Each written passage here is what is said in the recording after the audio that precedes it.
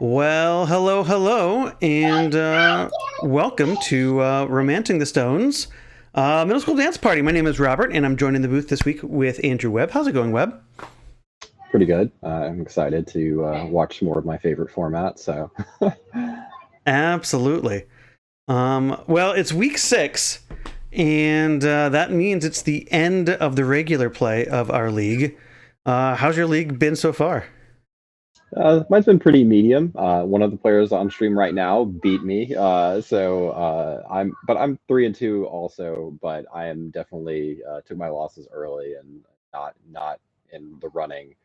I think we have these two players at the very top of the X2 bracket, and this is the last round of Swiss, so I think they both have a shot at making the cut.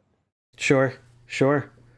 I'm right there with you. I am also 3-2, and have no tiebreakers anywhere close to being what they need to be in order to get top 8. But that is not true for these two competitors who were X2, as I believe these are the only X2 people who are currently X2 who have a shot of winning into our top 8. We have just shy of 50 people, which means not it's very tight for the X2s. But I believe they are battling for 8th place here, depending on how some of the X1s perform in the coming days. Yeah. I think there'll be two. There'll either be 2 or 3 X2s depending on how the pair down Mm-hmm. match plays out. We don't do any intentional draws in our league, so everyone's playing for it in this last round. And yeah, so I'm excited to see how this goes. I played against Phil. Phil's deck is like he described it as a pile of cards he likes, and it is just kind of a pile of good cards. Like he's playing an Oath of Druids deck, but he also is he's got 6 hits, which is kind of unusual, I think, for Oath. Usually just play 2. Mm-hmm. And the reason when he hits is because he's also playing Show and Tell. So so he's got kind of exciting stuff going on.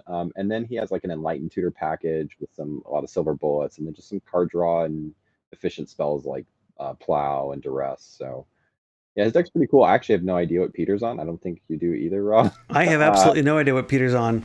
So yeah, we'll Um, be surprised. yeah, we're going to learn in real time the same way Philip is going to learn here, and just kind of What see what happens.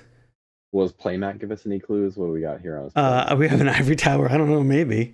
Ivory Tower. Sure. I mean, Ivory Tower could be a thing. All right. Well, Mr. Collier over here is going to start off with the Caves of Collis, and I believe pass the turn here.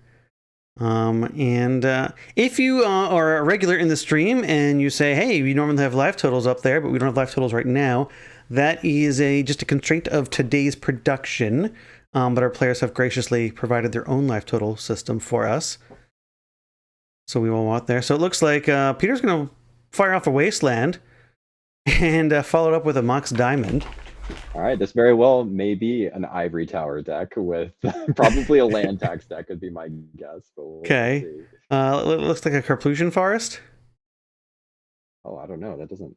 Looks like an Ice Age I wonder Carplusian if he's Forest. playing the new hotness Yeah. in pre-modern is red green land destruction oath. So it could be Yes. that. All those What cards are in this deck. Yeah. it looks like a better version of what I'm trying to do. So,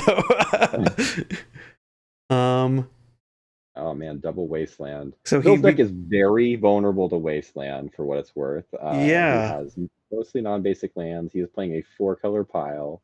So Well, we are going to follow up and, with a basic island, which is wasteland proof. yeah. It won't be, winter's grass proof. It won't be thermokarst proof, but Not Rashad and it's not port proof either. Oh man. Well, so far, yes, this does appear to be the red green, sort of Ponza oath, Right. but with green Yeah, it's Ponza cards. interesting. The pre-modern community seems to be completely freaking out about this deck, which is not unusual. I feel like whatever deck is on top, there's usually a lot of franticness about. It was 3 years ago Dreadnought, and Sure. 2 years ago Elves. Then last year it was land tax. But but yeah, the deck is surprisingly good. You know, like it's hard for me to like wrap my head around, Stone Rain deck being the deck to beat, but it is apparently.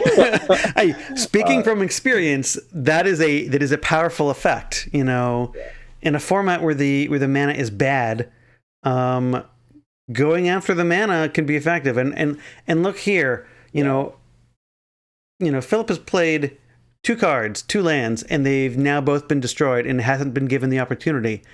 And like, even if Peter doesn't have to, doesn't destroy any more lands the rest of the game, he now has 4 land advantage ahead of Philip. So that already is big in a lot of ways.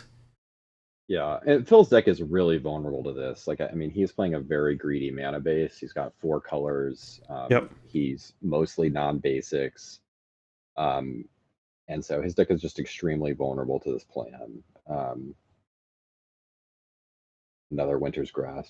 Yeah, that's what Like, we it's know looking like Phil doesn't here. have any lands in hand because like he missed a land drop already. Right.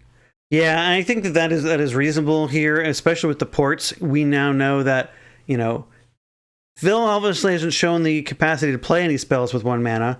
So being able to port that down and leave him, this Mistress Factory is all that we need to win the game. We don't even need to cast Terravor or an Oath or anything else. Yeah, it looks like Phil does have 9 1 mana spells, but none of them for 1 blue. The island's not gonna do it. Um, he's got plows and duresses. Sure. Now, I don't know if Peter knows what Philip is on, and so he may deploy his own Oath just to kind of say, "Hey, now you really can't play creatures." And Philip may be like, "Yeah, that's cool. I would love for you to. I would love for Oath to be on the table." Sure, yeah. Now, I don't think anyone's going to let the other person trigger it in this matchup, but well, I think depending on the Oath rolls, I think most of them still favor the Terravor because Terravor is going to be bigger than anything else on Philip's side. In most cases, yeah, not all of them, but yeah. most. I'm kind of curious. Like, it'd be interesting to see how Phil sideboards. Like, if he follows the pre-modern community, I think he'll pretty quickly identify like what's going on. That his opponent's playing probably Terravors and Oath, Yep. but I doubt Peter has any idea that that Phil is on an Oath deck at this point.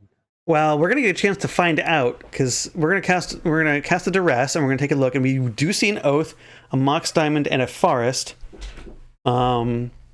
So I'm gonna take the Mox Diamond because he wants him to play the Oath. right, yeah. I mean, well, I think if you take the Mox Diamond, then Peter knows. Okay, I don't need to trigger this Oath ever.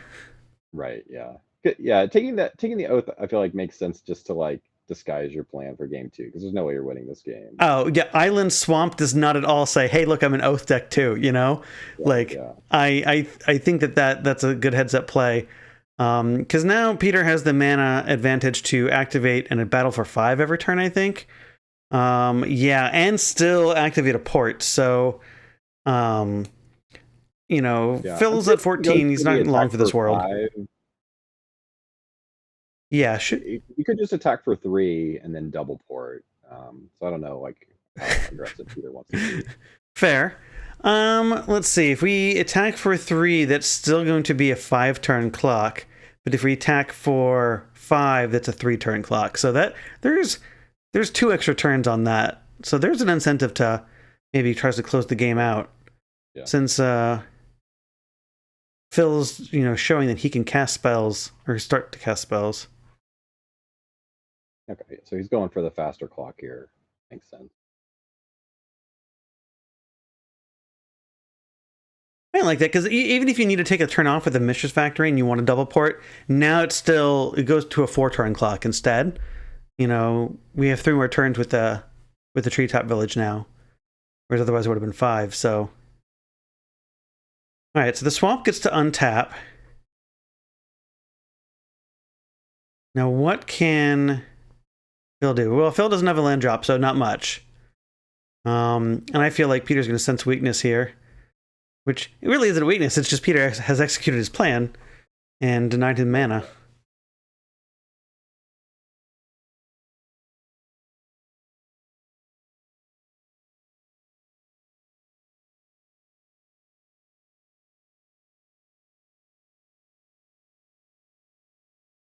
All right, we're going to cast an Impulse Upkeep on impulse? Is that upkeep. what's going on? Yeah, in response to the port, I think we're impulsing here. I mean, so his out is to find a white source and plow after Peter activates his guys, but chooses not to port his planes first. Right. Yeah. Yeah. I think Phil has seen enough there. So Peter has executed the game plan for game one, which is attack the mana and win with a banana. In this case, I mean, assuming Peter's playing a pretty stock list, like I don't know if he actually wants to sideboard anything here. Like he might want to, like, because like he didn't really see anything of Phil's deck. You know, like if he's seen Phil play another match or heard what he's on, then he probably wants to board out his oaths and maybe bring in Pyroblast or. I mean, you saw some islands, so like if you expect this to be a blue deck, then bringing in a red blast effect would sort of just make sense. You know, maybe take out some of the creature stuff, like if there is a Pyroclasm in this deck, or if there is like an Earthquake, which has been in some of these red-green decks. Right. Then yeah, maybe we could take those out for like a Pyroblast effect, you know, one or two, and say, okay, let's see if you got anything else. Yeah, I think that's fair. I mean, you did see blue sources in lots of colors. Like I would be almost inclined, like when I see Gemstone Mine, City of Brass, like my first inclination is combo deck, right? Sure. But because it's like you don't care if you take damage or your land goes away because your plan is to win the game. Right. But you know, we saw what Duress and Impulse, which Duress, Impulse, and lands is all Peter saw. I think. It's still kind of combo. You know, maybe it's a weird Psychotog deck. You know. Yeah, could be. Yeah, so I mean, perfectly reasonable to like trim oaths, trim Earthquake and Pyroclasm effects. I mean, I'm pretty confident we're seeing that mana base that your Pyroclasms are no good. Right. Pyroblast seem reasonable to bring in. And Phil, unfortunately, doesn't have more lands in his sideboard, which is probably what he would really like to bring in. But sure, yeah. I mean, I don't actually know what he wants. I think he wants the Naturalize and the Seal of Cleansing, and probably extra deeds. Like he's got 2 more deeds in the board. Okay. Does it have anything to interact with the graveyard? He does have a Tormod's Crypt and a Furnace, so both of those are reasonable if he recognizes that his opponent's on Terravor. Sure. They do turn off Terravor. We had our in-person league last night, and I had built this red-green deck and loaned it to someone for the event.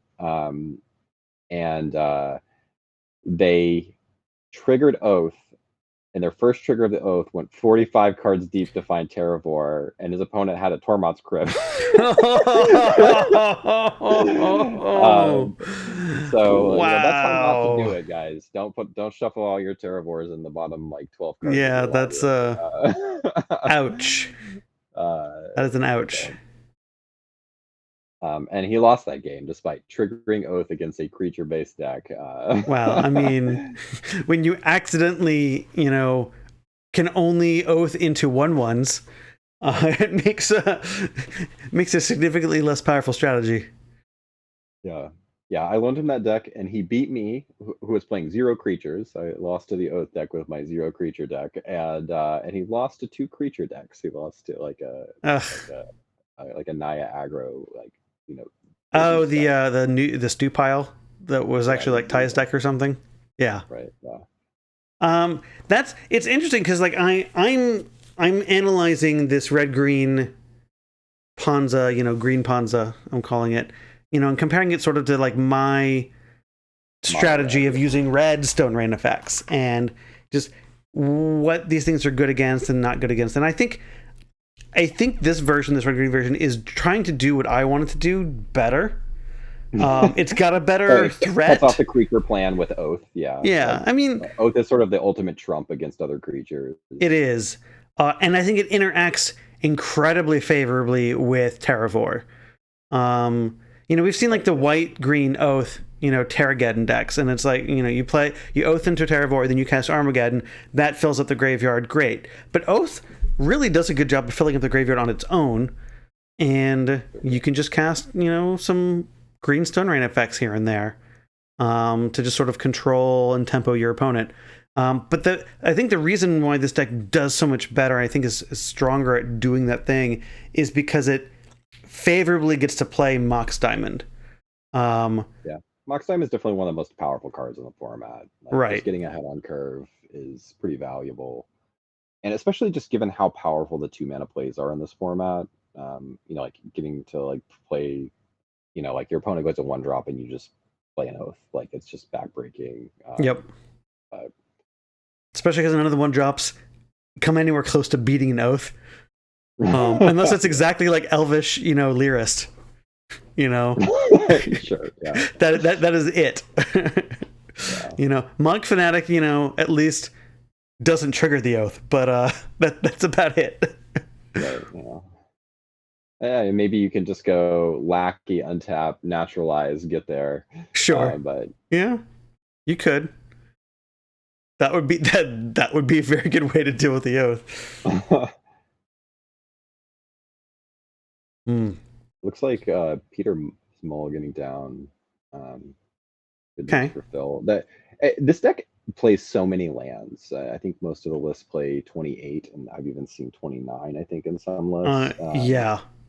But, if we think about it, there's 4 ports, 4 wastelands, and 4 Mishra's Factories. So there are 12 colorless lands. So you can draw, only colorless lands in your opening 7 and, be forced to mulligan if you don't have the Mox Diamond. Yeah, and that's one thing like you can do with Mox Diamond is it forces you to play, like, you have to sort of treat Mox Diamond like a spell, but then you can replace some of your lands with utility lands because you have this spell that's a colored source. Sure. So, that's one thing that's nice about Mox Diamond. Yeah, I think if I could do anything to my red deck, it would find a way to put Mox Diamond in there. I don't know how. I think I'd have to like. I think I just have to put more lands in the deck, but then I have to cut even more cards, right? So I don't know. I think this red green version is just better. I mean, your red Ponza deck operates on a slightly different axis because you can apply pressure in a much different way than this deck can. Where this deck has to play a pretty long game unless it just gets to trigger an Oath. Sure. Well, Philip's going to start us off with a duress. Because that's a Sylvan library, right? That I believe. Or is that a wild? No, that looks like a white bordered 7th edition card. I don't know. It's not a library. It could be compost. Sure, that could be a compost. Like a 7th edition compost. I could see that. Yeah, I'm only familiar with we can find out. The other compost. The compost is from Tempest Block, right? Compost. That is a compost, and it is a 7th edition compost, and it looks like that. So yes, thanks chat. That is a good compost. Which we don't take because we're secretly not a black deck. Yeah, it has only 3 black spells in his main deck, or 4, I guess. I guess you count the deed, which will take out the compost with it. But yeah. So I mean, this is good. So Peter says, "Hey, this wasteland was good. I'm going to fire off with this last time." But Philip has kept a hand with mana so far, and he's got 2, and they're untapped, and we might get to see some spells here. Phil does play Mana Leaks, for what it's worth. He's got 3 Mana Leaks in his pile of cards that he likes. He does have those, and I've seen them to good effect. So I kind of want to see Mana. Well, we're not going to see Mana Leak in compost because we're sure that's fine. We don't have any black cards. Yeah, end of turn we're going to Enlighten Tutor. Okay, so I think we just grab the Oath. What? I don't think so because his opponent doesn't represent any creatures. I go get Deed and take this. Oh, okay. Diamond and compost off the board. Sure. Well, taking the Mox Diamond seems good. Compost is whatever, but yeah, I guess when you blow up the compost with Deed, you give him a card. You do. So, all right. That looks like an altered card of some sort. All right, chat, help us out. What is Philip has searched for what looks like I want to say green enchantment, but I have no idea. That could It's be not blue. Oath. His oaths are like I'm looking at his deck. That's and not like, Oath. It's not Oath. The heck is But we're that? playing it. It costs 2 mana. Costs 2 mana, and it requires a reflecting pool there. All right, we're gonna do some green, sleuthing. right? It's a green card. I'm assuming it's green, but art color doesn't necessarily indicate card color. You know, see Force of Will, which is a lot of red. Oh, it's a Sylvan Library, apparently. Oh, okay. Well, looking at the card explains the card clearly. All right. Well, it is a library, ladies and gentlemen, and Phil is going to draw an extra card off of it too. Which is having the library in play is really valuable here because the red green deck doesn't apply a ton of pressure, and just getting like the extra cards and also making sure you continue to hit your land drops. Yep. Really good. Precisely. Phil just passes the turn though with 4 cards in hand, and Peter responds with a some prison with a Sphere of Resistance.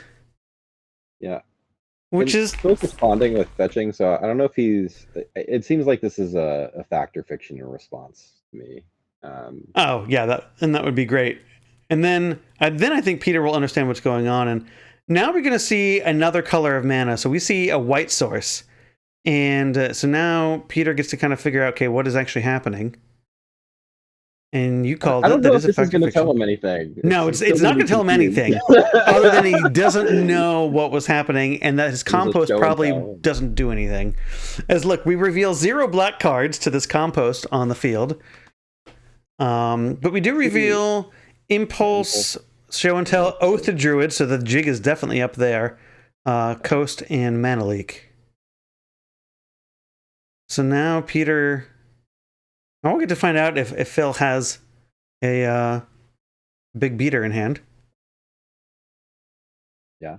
Show and Tell would be great here if he can drop a Neshova or a Chroma. I mean, one thing that the Terra Oath deck does not do well is remove creatures from the battlefield unless they are small. And they can Pyroclasm away. Its only real effect is sometimes they run an Earthquake or Pyroclasm, but usually it's I'm going to attack you and you're going to have to throw your stuff under the bus.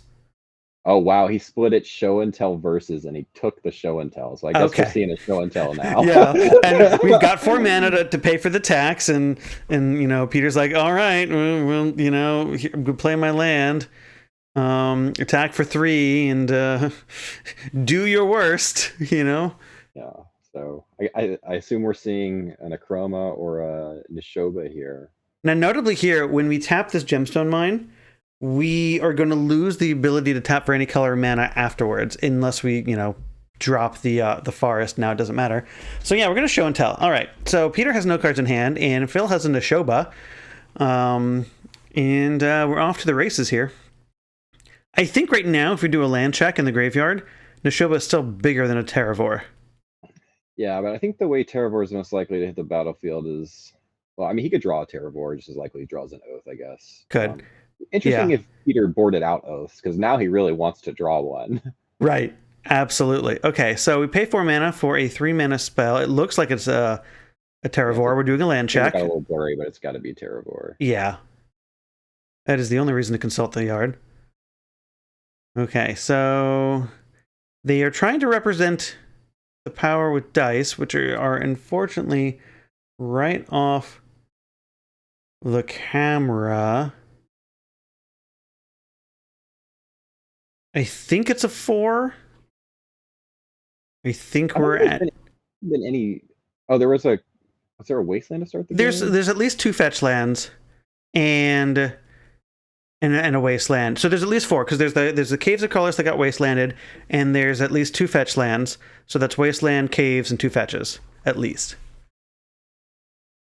Yeah, and Phil just continuing to hit land drops, which is great for him. Yeah. Gia's Blessing. Blessing. Get those lands out of there. Yeah. All right, so we saw there were at least 2 on Philip's side. What's our third card we're going to bring back? Was it a show and tell or an impulse? I think it was an impulse. I think so too. Shuffle those back and shrink the Terravore. And now we will attack and switch life totals here for the most part. Yeah, this is like one of those instances where you remember that blessing can target either player too. You can use it as graveyard hate. You can, yep. All right, so we also have the Sword to Plowshares. I'm not convinced I would have fired that off there just yet. Because I don't think Terravore really posed a problem.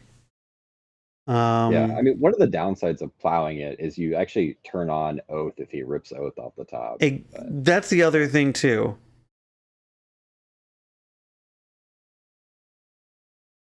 All right, 4 mana says another Terravore. Okay, right, so well, 2 Terravores off the top of the deck is not a bad place to be.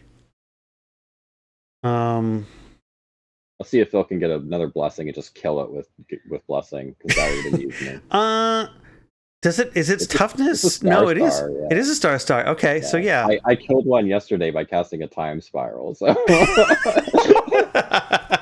he got it. He's gonna kill it with blessing. Oh wow. Wow. Oh, he's targeting himself though. Oh, he is. Well, one. Sure. Put the swords back in the deck, I suppose. And I guess he wanted to. He didn't want to end his blessing loop. Wow, that's fair. But.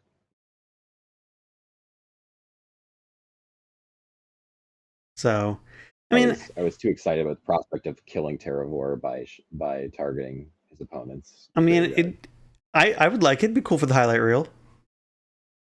Yeah, it seemed like last turn though he left the land in his graveyard. So yeah, I guess because it looked like he shuffled in a caves in addition to 2 other cards. Yeah, I think he might have decided to just put a good card, a non-land card back into his deck. But we're gonna battle for 7 here, and we're gonna decide if we're going to block and shrink the Neshoba in any way, or if we're just going to take it.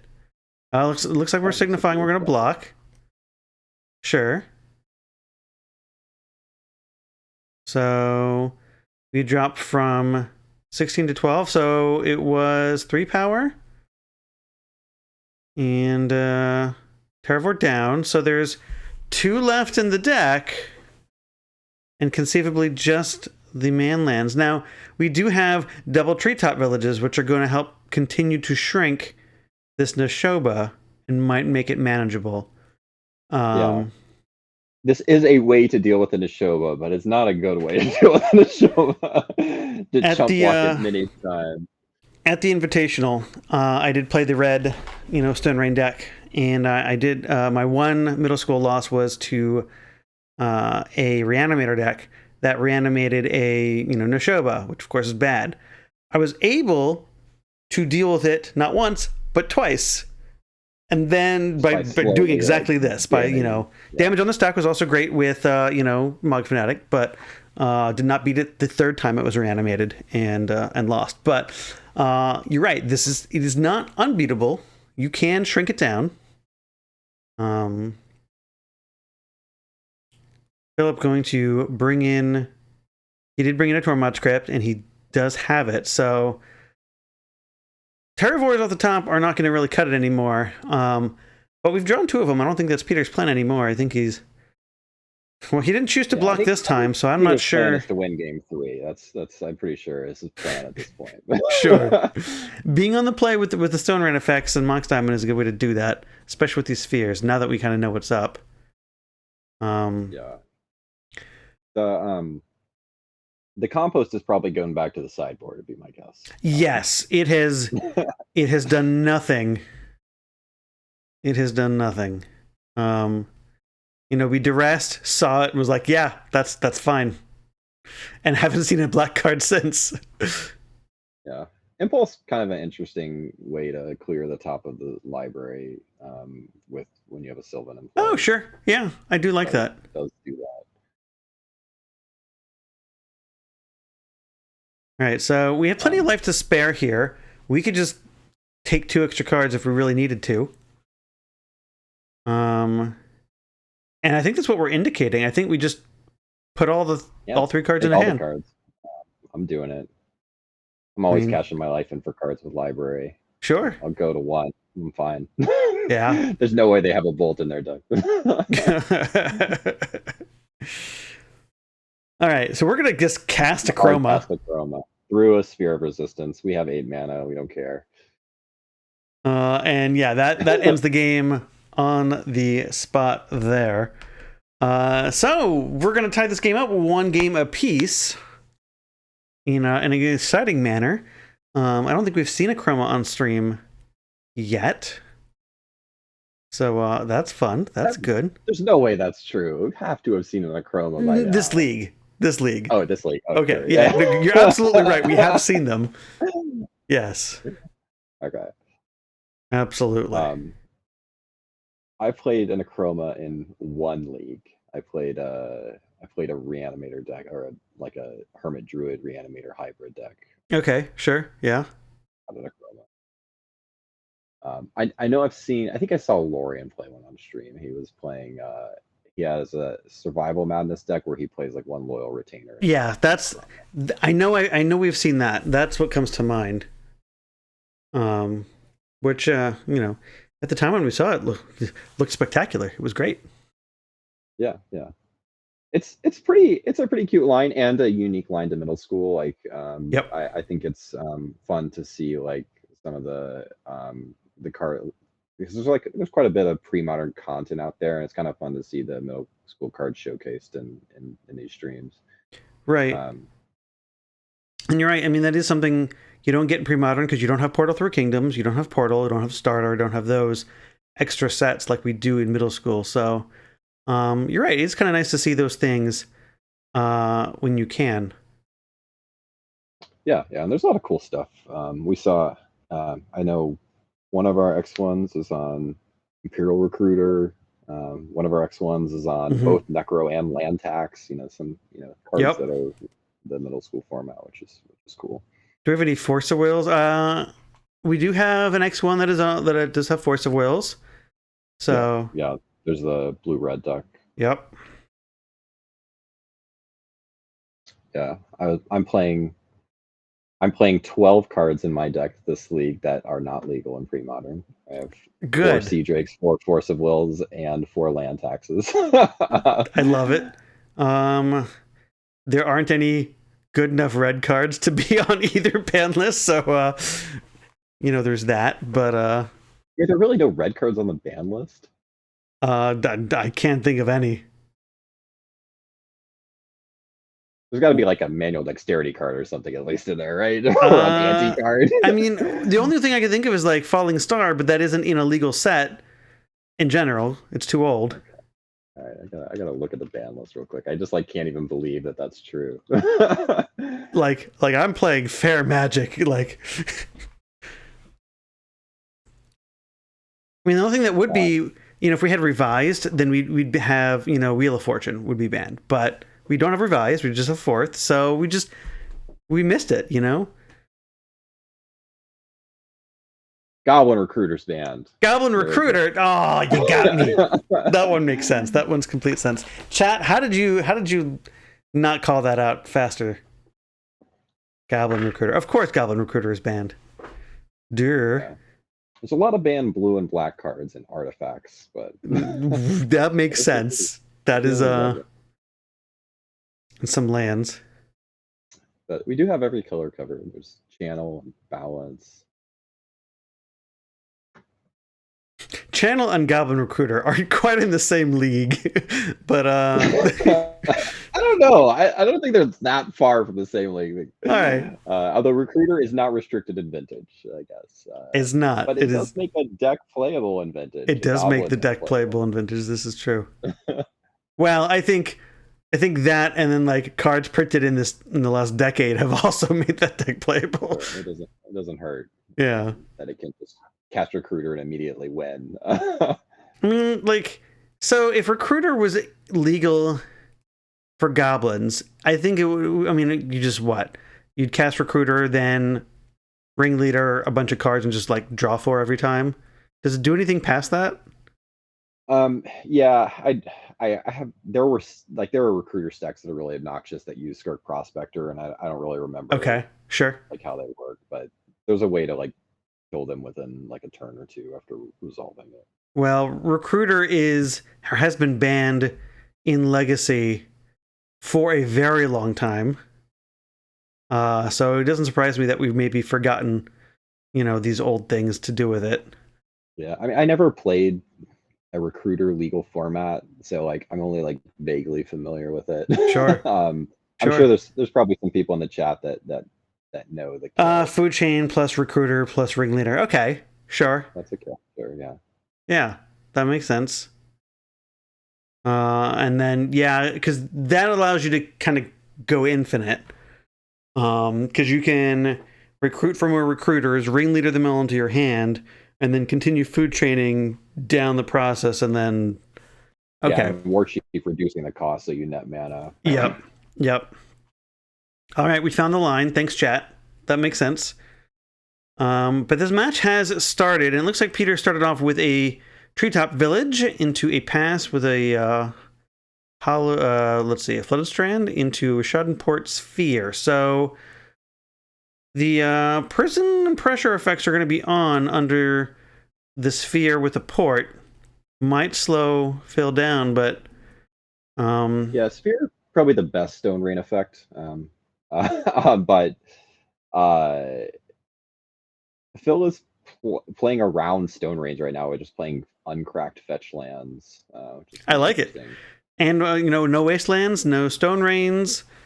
And that makes sense, right? His deck is vulnerable to these things, and we've shown all he has to do is resolve like the one show and tell, and that can be good enough. So we're going to see a Mirror's Guile.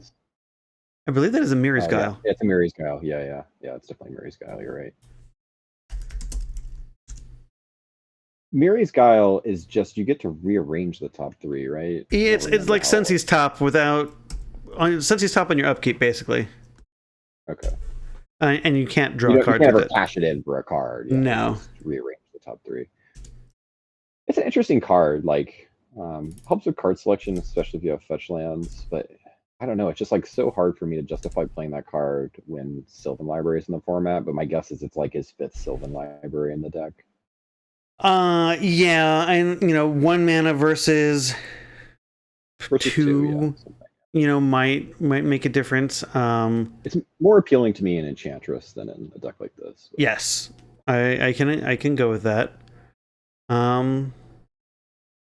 mean, if your plan is to like turn 1 sphere and then you want to like untap and cash in a wasteland, being able to also play Mirror's Guile, in the same turn, is better tempo what we're trying to do, I suppose, than taking a turn off.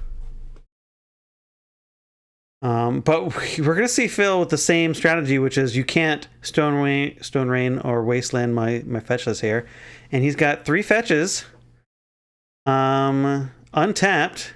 We're not Stone Raining them.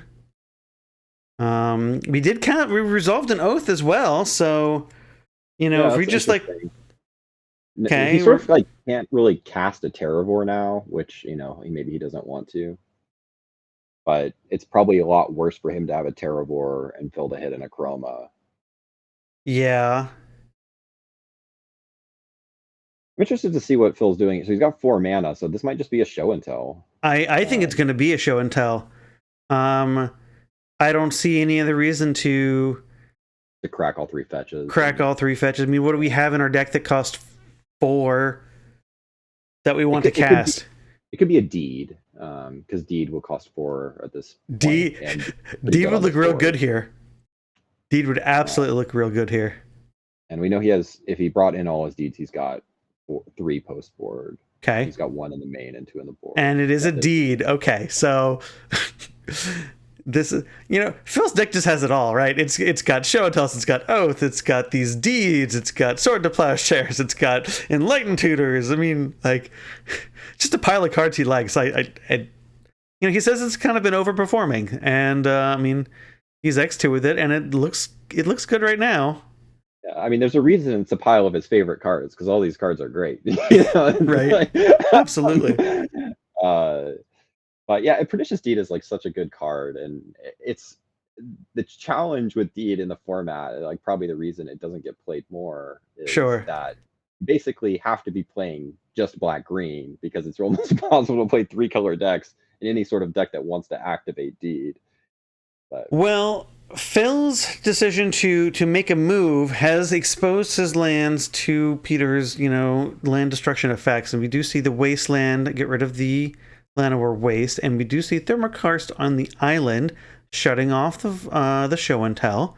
So we're at least 2 land drops away from a show and tell, but we do have this Deed. yeah, but he can clean up the sphere at any time now. Right. Play that. Can't play that yet. We still have the sphere. But even then, this also prevents Peter from really attacking with some of his lands too, because the Deed can clip him. Yeah, and Phil is missing land drop here, which is obviously bad for him. It is. Like even though he's got this Deed that can clean up everything on board, like I don't think Phil's in a great spot.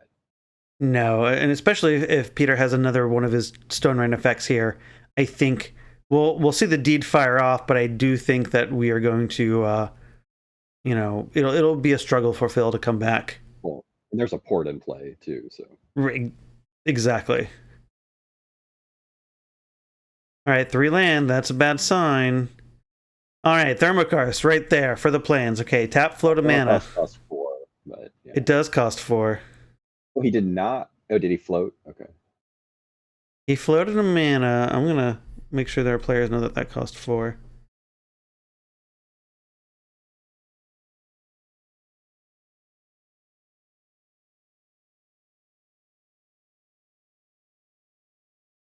There we go. All right, so the players fixed that, so we can't port. And I don't. Did we?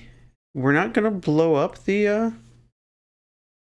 Well, he tapped the swamp, so I feel like he must be trying to activate the Deed.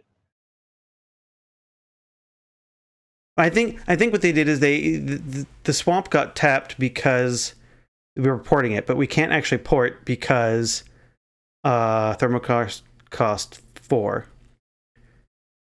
So, but we are porting. We're going to use the mana either way, so it doesn't really matter in this moment. So we clean up the sphere effects, and we draw a card for the turn. We do draw a fetch land. Now, we've already seen our planes come and go. Do we have another one if we wanted to drop our Seal of Cleansing, or do we want a forest for something else? Seal of Cleansing answers he doesn't have another planes in his deck. I just looked at his deck. Okay, so we can't grab the Seal of Cleansing to tag the factory here. Well, What's funny is one of the spells Phil could cast is Oath of Druids, and he just destroyed an Oath of Druids, which is a symmetric effect. He did, yes. Okay, so we're going to see cashing in the fetch land. We'll grab a forest. As Maybe it's a blessing. Probably blessing would be like a good thing to cast. Yeah, blessing would be great. We could put some of these lands back in our deck.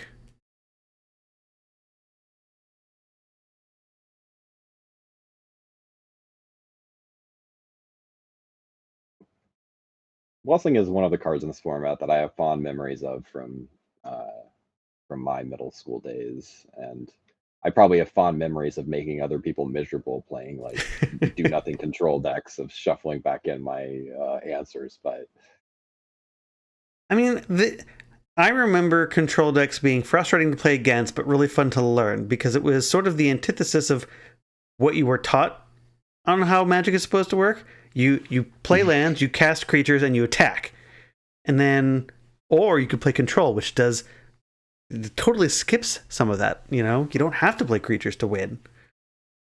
Right, yeah. Yeah, and the true masochists, they don't play any. You know, they just the guy's blessing is a win con. Right. That is true. That is a hard thing. All right, so we are moving to attack step. We are animating. We are pausing. We are going to the attack step before I'm confused. damage. Naturalize must be a naturalize. Well, we're gonna not fire off the naturalize. We are gonna go ahead and just take the 2. We're gonna tap 2 more mana here. And all right, so we're tapping the swamp on upkeep. We have another land here. Gemstone Mine. Okay, so it's a blue source. It's gonna get ported, but Also land that kills itself for okay, so now Steely Cleansing comes into play. Great, so we have an answer to this factory if we want. Maybe another sphere effect. This game feels close-ish. I mean, I feel like Peter's still pretty far ahead here, but yeah, but it's just like one missed turn where Phil gets to untap with like 3 land and a blue source, and maybe the game could be over.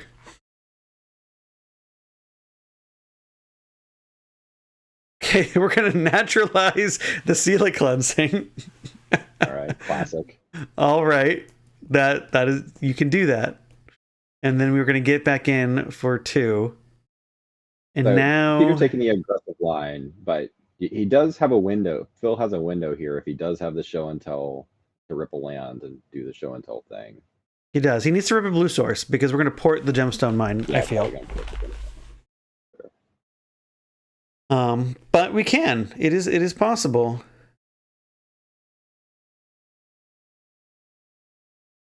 All right, so are we responding and casting a spell? No. Okay, so we're going to draw a card. Is it a blue source? Survey says probably not because we're not just jamming it. It doesn't seem like a land. Did not slam it. Okay, so we passed the turn with 7 cards in hand, so there's a full grip. We do know that there's probably a fair amount of blue cards in the deck between show and tells, impulses. Yeah, he's got Mana Leaks, Impulse, Factor Fiction, Morphlings are some of his hits. Okay. We did draw the Wasteland for the blue source, so that's going to be rough, as that is going to make it difficult. So I think Peter's asking, okay, do I want to jam for 5? The answer is yes this time. So we're not going to port this turn, and we're going to say, hey... Yeah, I mean, Phil has shown that he can't cast anything with the 2 mana he has access to. Right. And so, like, his only fear is Phil ripping a land that lets him play a spell. Which is a pretty real fear, because show and tell could be the spell. It could be, absolutely.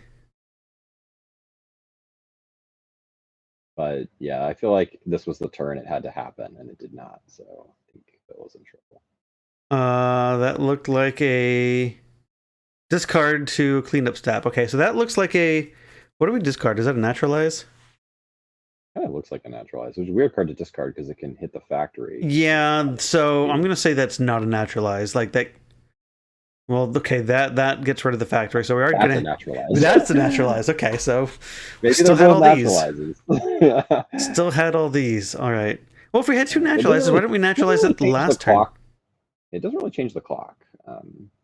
This is true. Dead next turn. All right, Phil, what do you got? He doesn't have a land. I don't think he can do anything in the situation. Looking at his deck. This looks like a Gia's Blessing. We're gonna get land, but that's... He's gonna get 3 white sources and have to rip white source to plow, and only if Peter doesn't figure out that he can tap the land before he animates. Yeah, I don't think there's any way that this works. Well, you can, if you float the mana. You just then do it at the beginning of combat step, right? It doesn't matter. You can do the beginning of the attack step before attackers are declared. Yeah, right? Can you? Yes. Yeah, you can. There's a beginning of combat step where you can do it. All right, You could also so port during your upkeep if you want. Like you could do it. yeah, so there's that's true. We could port in the upkeep. No. All right, that is not a white source, but it is a blue source that we need for what is, I'm sure, show and tell and a big mean body. So we have double show and tell and Nashoba and Morphling. Oh, chat pointing out fetch land would do it. Would it do it? You could port the fetch land and then he could fetch and then it'd be on tap. Yeah, then he'd have to. So he'd have to if he had drawn a land, I guess. Then fetch land doesn't work because he could port the plains after porting the fetch. Right. Well, it looks like Peter's going to take this one 2-1. Narrowly, I'm going to say, because it looked like Peter definitely had the pressure in hand and the ability to put in a Nashoba in play, which would have been very difficult for Peter to overcome. But Peter managing to stay, like, it looked like Phil was never in the game, and we did resolve the deed, but I think the game was far closer than it might suggest. Yeah, I mean, all three games like looked a little bit lopsided, but I think there were like turning points that were like just really critical where the game sort of ran away. So right. I mean, and because Phil has show and tell and has shown that it's pretty good against Peter's deck, like there's always just that threat of if you get 3 mana, he could do that thing. Sure. Well, it's kind of cool to see show and tell. I haven't seen much of that, and I think the only other time I've seen show and tell play is to put a Dream Halls in play. Sure. Which is not quite the same thing. No, this is I think more fair by comparison. If you want to call it fair, but you're right. I mean, I think show and tell is very powerful, especially in more modern formats where you have more modern creatures or other things to put in play. But in pre-modern or middle school, best thing is a Necroma or a Nashoba. But when you're also pairing it with the Oath, which I haven't seen, which makes a lot of sense. It's what they do in Vintage, right? You have the Oath decks that also play some show and tells. Why couldn't that work here? They just also get to put a Chroma into play. Not a Chroma, a Traxa. Yeah, they get to play better cards. This is true, but we're in this format where everyone has bad cards by comparison. So yeah, one thing you see is that in some matchups it lines up really well. I mean, your opponent just like a lot of decks just don't have anything that's reasonable to put in play, and some decks can't answer a giant creature, and honestly, right. This is one of them that we're playing against. It can't answer a giant creature, other than hopefully make a bigger Terravore and win the race. And right. That's not a reliable plan. It's not. I mean, it happens a lot with Oath, but it's not reliable, and it is hard to make it compete sometimes with some of these bigger things.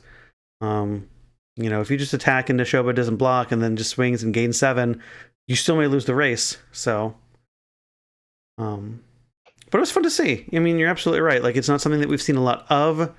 And, maybe we've seen it, in like the Tinker Devourer decks, you could also put a Devourer into play with it or something, but it's probably... I've never seen anyone play show and tell on that deck, because Tinker is the tutor plus the show and tell. Sure. So there you go. So yeah, I mean, it's nice to see it do well. I mean, I think Phil's gonna finish X3, so 3/3, but we saw how good the deck could be, and I think if we took it from a pile of cards that Phil loves and maybe tinkered with it further, we could probably iterate into a powerful deck. The format. Yeah. I mean, one thing about Oath of Druids in this format is that there are matchups where your Oaths are blank cards. And when you build a deck around Oath of Druids, it's tough to have those matchups. And it's one thing that this Terravore deck does well, right? It can cast its threat. It's a really castable spell. Yep. And its other side of its plan just happens to be really good against most of the decks that don't play any creatures. Yeah. Anyway, it's interesting. Well, that's going to do it for the first match of the evening, but we do have another match after this one, so please stick around. Give us a few moments to get that match prepared for you, and we'll be back with more Middle School Magic.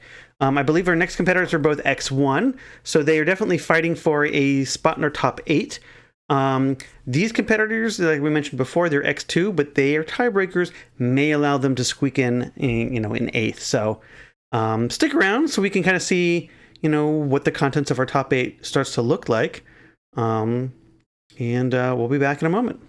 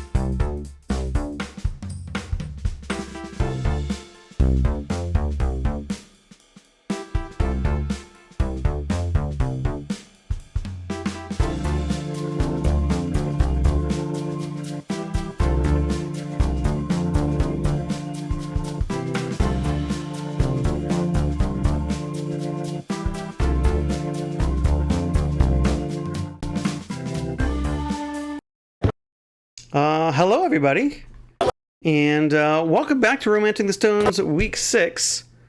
My name is Robert. I'm here joined with Andrew. And how's it going? Excellent. Good to hear. Although I am still having, it looks like we might be having some stream issues. Just a moment. I may need to restart the stream, everybody. I don't know if you can hear me. My side looks like it's moving at 2 frames a second. So, yeah, it's there's a weird issue. If you can bear with us just one moment, we're going to be right back and restart the stream. 2 seconds. Alrighty, we're back. Thank you for those who have who stuck around with that. Apologies for the interruption. But we are back. The stream is back where it needs to be, and our match has started. Give me a second to make sure that our lovely co-host here can see what is happening here. And we will jump back into this match with all of you fine folk. I do believe they started while we were offline, and I think the game started with a land tax that got force of willed. Yes, that's what it appears to be. Yes, there's a land tax that is gone. And it does look like it got forced away. It looks like Daisuke has not had any follow-up play since then other than some land, but it does look like we're scroll racking on Galen's side. And for those who haven't seen, both these players have been on our stream in our previous weeks. Galen is on a tax rack deck with a finish with Zombie Infestation, and Daisuke is on a blue-red sort of counter-burn strategy. Yeah, Galen's deck is on like all the card advantage. He's got the tax rack engine plus 4 Necros. And which seems like a pretty good plan against the pure control deck that Daisuke has.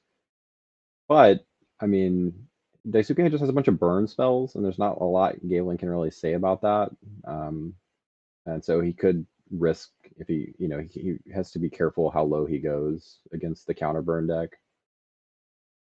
And also, Daisuke's counter magic to stop those key engine pieces from getting online. You saw him counter the land tax. So, I mean, I think it could be an interesting match. Kind of interesting to see how it plays out. The scroll rack hitting the battlefield is still pretty good for Galen, gives him a lot of card selection. It is. As the game progresses, I think the scroll rack by itself will lose its efficacy. But we'll see what else Galen can deploy to, either shuffle his deck a few times or, maybe add some more to the engine. Because Daisuke's strategy is to sort of just interact, counter what he needs to counter, and as long as he stops anything that he can't beat from hitting the field, he can then, eventually close out the turn, the game pretty quickly with some of the burn spells in his deck or with some Mishra Factories attack, things like that. Yeah, I love to see Prophetic Bolt. Such a great card from Invasion Block and a staple of that format, and it's just such a cool card. It's got an impulse and I love it, and a whatever 4 damage staple to it. So, yeah, exactly. Yeah. And that's from like Apocalypse, right? Yeah. And oh man, I love Apocalypse. Just, like, very good flavor for a blue-red card of drawing a card and just burn. So yeah, it really is, isn't it? Right?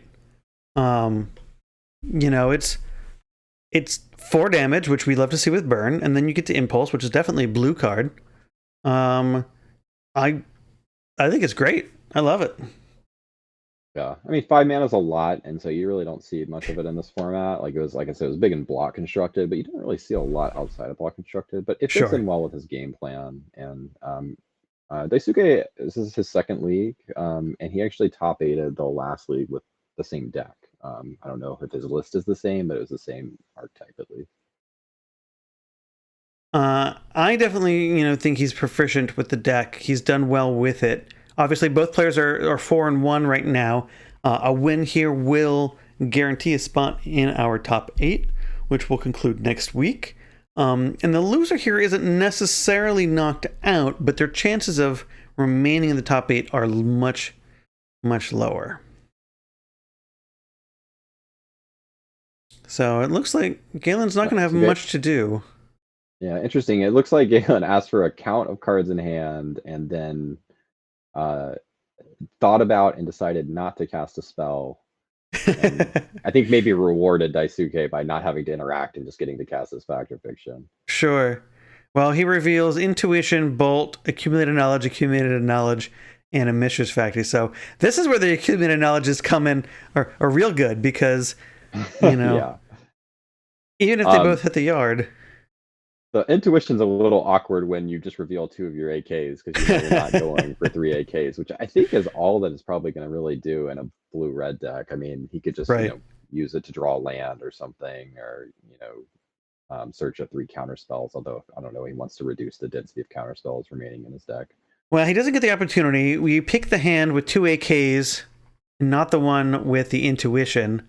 So we're going to see 3 random cards instead of 3 tutored cards over the course of the next 2 turns. Yeah, I mean, that's... Yeah. I don't know how much I like that split. So it was Intuition, Lightning Bolt against 2 AKs, and what was the last card? Last card was a land. Oh my gosh, now I don't remember. Chat, what was the last card? All right, so we know that there are at least a couple good cards in hand. We're going to cast a Duress, and we're going to see Cunning Wish, Lightning Bolt, AK, Mishra's Factory, Mountain, and Grand Coliseum. Grand Coliseum, my goodness. The only blue-red lands that you have access to in the format are Shivan Reefs, and it looks like he felt like he needed more than that, and being a control deck, probably didn't want to play City of Brass, so Grand Coliseum is where you land. Is Grand Coliseum like that much better than City of Brass? I mean, I guess. I mean, so when you're playing, if you have to tap it a lot of times, I mean, it's pretty bad on a control deck. Like, I really don't want to draw City of Brass early in the game with a control deck. You're going to deal yourself 5 or 6 damage over the course of the game with it. Okay, so I mean, it comes into play tapped, and you can tap for colorless for free, or you can tap for any color for 1 damage. I think in this archetype, yes, it is definitely better than City of Brass. I don't know why, but my brain thought you could tap for colors for free, but any color for 3 damage. I don't know why. There is a card that does that. Okay, that's what I'm thinking. Tapped, and it's I think it's called Tarnished Citadel. Yes. Okay. Right. Yes, that is exactly what it is. And it doesn't come into play tapped. Saw some constructed play because there were some combo decks that just needed it. But yeah, sure. Sure. Onslaught and Odyssey blocks were, adjacent to each other, so it is not a far-fetched to get them kind of mixed a little bit, so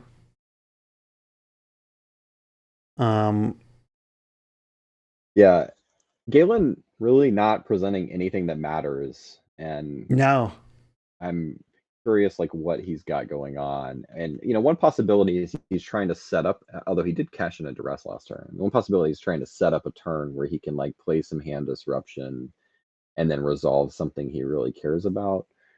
I mean, another possibility is a bunch of cards that just don't matter, right? So he could just have a bunch of plows and lands, or right. I mean, although he may have missed a land draw.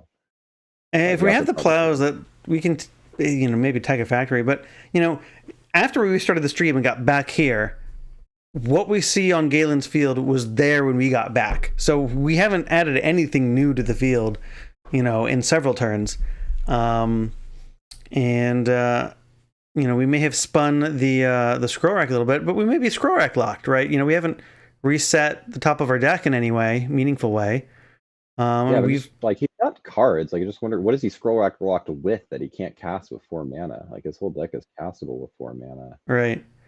Maybe it's just one good card and he knows it's going to get countered, and he's just trying to find a way to maybe get rid of cards in hand. But although I suppose we just saw his hand, we got rid of the Cunning Wish, but we did resolve 2 AKs. So any number of things. He could have a lot of lands because he could Yeah. All right. So he's trying to force something through here with an Orim's Chant. There's an interesting piece of tech in his deck. He's playing 4 Orim's Chant to like force through these card advantage spells. All right, so this looks like a hard force, hard cast. Okay, Yeah, we're just just gonna gonna prophetic drop bolt. off here. Okay, so we're just gonna deal 4 and impulse. Okay, we can maybe grab a force of will off of this. Yeah, but if you grab a Force of Will, there's like no way you're forcing this Orim's Chant, right? Because then you're not going to be able. You're going to double Well, force, like force the next spell too. I mean, yeah, and we would have had to have drawn double force off these AKs. It looks like that's gonna resolve. We have, what was that? 5 cards, 6 cards in hand, and I think if I'm Galen, I'm gonna use this opportunity to resolve a zombie infestation. That would be phenomenal. It's got to be either. I mean, he's got 3 spells that would be great to resolve here: Necro, Zombie Infestation, or Land Tax, and it looks like it's Okay. going to be a Necro. Yeah, 3 black sources. There's the Necro. Okay. That's going to allow Galen to compete with the card advantage Sasuke has generated so far. However, we just got prophetic bolted, right? We're at 16. If we draw 6 more cards, we'll be at 10. And 10 starts getting dangerous when your opponent has displayed lightning bolts, some prophetic bolts, and we know Daisuke has another factory in hand as well. Sure. Yep. So yeah, Galen does have access to a white source and 4 plows in his deck, so I'm not sure how eager against a white mana he's going to be to attack with a factory, but I'd be incentivized regardless because I'm going to make my opponent have it. Because I think I'd want to use the factories to pressure the necropotents and make it more difficult to keep doing Zuranorb is going to solve this problem, I think. So that's pretty strong follow. I agree. It is definitely a strong follow to that. And now we have the scroll rack to just rack some of these cards that and we can now cycle through more of our library and get a little bit deeper. But we do see him draw the 6 cards and drop down to 10. One thing that's interesting about Galen's deck is he has exactly 2 win cons, and they are both Zombie Infestation. Now, obviously, that's not open deck list. Daisuke doesn't know like that he only has to worry about 2 win cons. But Galen's going to have to force through one of those. But he's going to draw so many cards, he can probably chant and duress his way through that. But we did see him beat Tweety on stream by gaining more life than Tweety could deal with Ivory Towers. Okay. So against Counterburn, he does have a Thron Foundry as well that he could shuffle his deck back in if he needs to recycle some of these things. Okay. So Daisuke's plan, can deal a lot of damage. That was his last card. Was wow, Infestation. This was a good Orim's Chant. What a good Orim's Chant. Let him resolve Necro, Zombie Infestation, and Zuranorb. Wow. Yeah, I don't. Zombie Infestation is very difficult for Daisuke's deck to deal with. But we'll see if we have enough like bolts and burn in hand. Maybe being at 10 may not be quite enough. I mean, we've got the Zuranorb, so there's potentially 8 more life we have to contend with. But yeah, honestly, like there's a very short window here where Daisuke could maybe burn him out. Ooh, we're gonna drop down to 9. So now we're in triple bolt range. We've gotten rid of 1. I think this factory free attack too, because he is tapped out now. He sacked the. Wow, it's not free when you have zombie infestation in front of you. Sure, that's true, yeah. Yeah, I mean, also there's a Zuranorb that has 8 life. Right, it's back in it. So yeah, this game's probably over. But it's going to be a challenge. I don't think. I mean, if Daisuke has like triple bolt in hand right now, then like maybe we have a shot. Yeah, Galen's like going through the same thought process and realizing I can just draw more cards, make some zombies on my end step, still have 8 life represented in my lands. Right.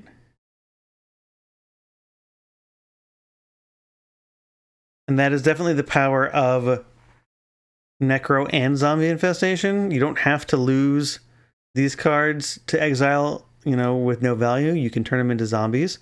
Now, it is important to note that if we have any cards that come back from the graveyard, they're going to get exiled right now. I believe. Yeah.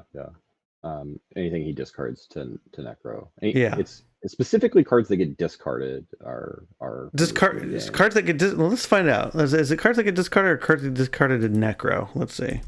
It's any card that gets discarded. Like if you are okay, yeah. So we'll look at the modern printing with some updated rules. Whenever you discard a card, exile that card from your graveyard. So again, everything it does momentarily hit the graveyard. It does, which is funny. I don't think there's anything in this format that will replace this, graveyard with exile. It is always goes to graveyard, then gets exiled.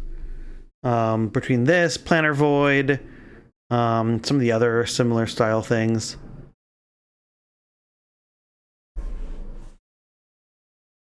All right, so discards on Light and Tutor, Duress, Scroll Rack, and I don't know what the last card is. Good question.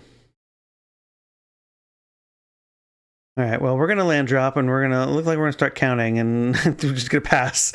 So that's not optimistic. All right, so Galen's going to skip his draw step, and he's gonna have 2 zombies. We're going to make a land drop, which represents more life.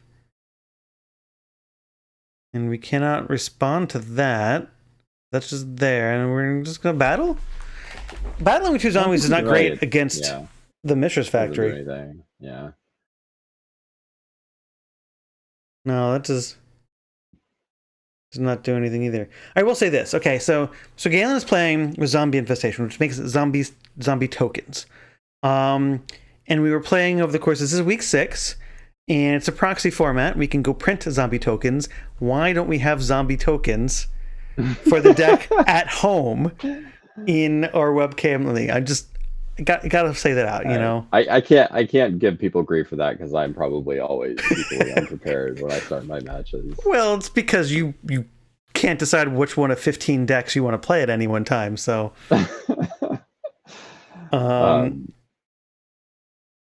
All right, so we're going to attempt to block, and it looks like we're going to fire off a Sword to Plowshare. So this is a slow way to do this. We're going to counterspell. So, I mean, this is fine. It's just, it kind of buys Daisuke some time. And look, we've got another Swords, so we're going to pump to give it +3, so we can gain some life out of this. So we'll take 4 after gaining 3, and just, shrug that off a little bit. Yeah, I mean, he did take some of Galen's resources there. I mean, he used 2 plows to do that. Well, we can't Swords a zombie now, so.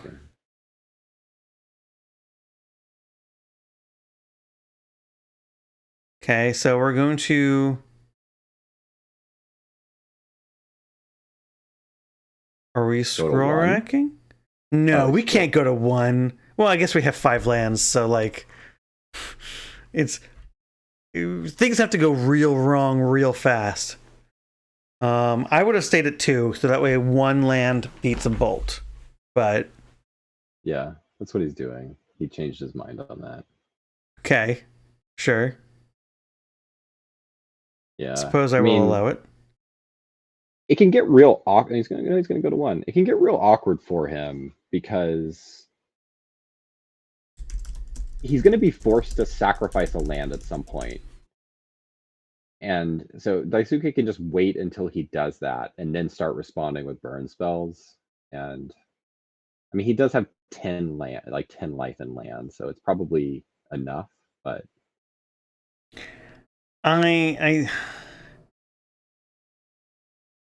it's probably fine. Like, Daisuke would have to have like a stacked hand and then somehow free burn to get there, but It just, I feel like it just gets a little too close that could screw it up. I don't know. Maybe it's because I feel like I might screw that up somehow. Like maybe that's what I'm feeling. And Galen's like, I know what I'm doing. This is my deck. I'm here to play it, and feels very comfortable. But we're gonna untap with 3 zombies against 2 Mishra's Factories. Still, we were able to play another one. One of them is summoning sick, but it's weird because I feel like Galen's like towing the line with running out of resources here. He's at 1 life. He's got 3 zombies that really can't profitably attack, and he's already used up 2 plows. Yeah, I think I would have just like dumped everything that wasn't a plow into zombies and then battled and then gained life when I need to. But okay. Well, I don't think you want to discard any lands. Like you want to hit a land drop every turn because Well, that represents 2 more cards. Sure. All right, so we're going to battle. We're going to pump it, make it a 3 power. We're going to play Swords number 3. We're going to hard cast Force of Will. And we're going to say, okay. And then we're going to play Swords number 4. Okay. Oh my gosh. Well, we're going to gain 4 life.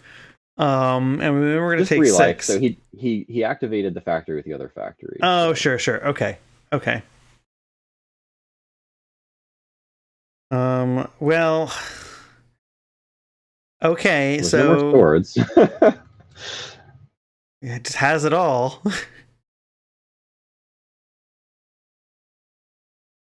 I think. Yeah, he could safely sack lands right now though, which is what he's gonna do because like his opponent's tapped out. There's no responding with burn spells. Yeah, we don't even have double mountain for Fire Blast. I think. So he decided to sack a single land to draw 2 cards, which is basically going to be his turn for the rest of the game, I think. If he can keep hitting a land drop, then I think that is profitable. You'll net a card every turn.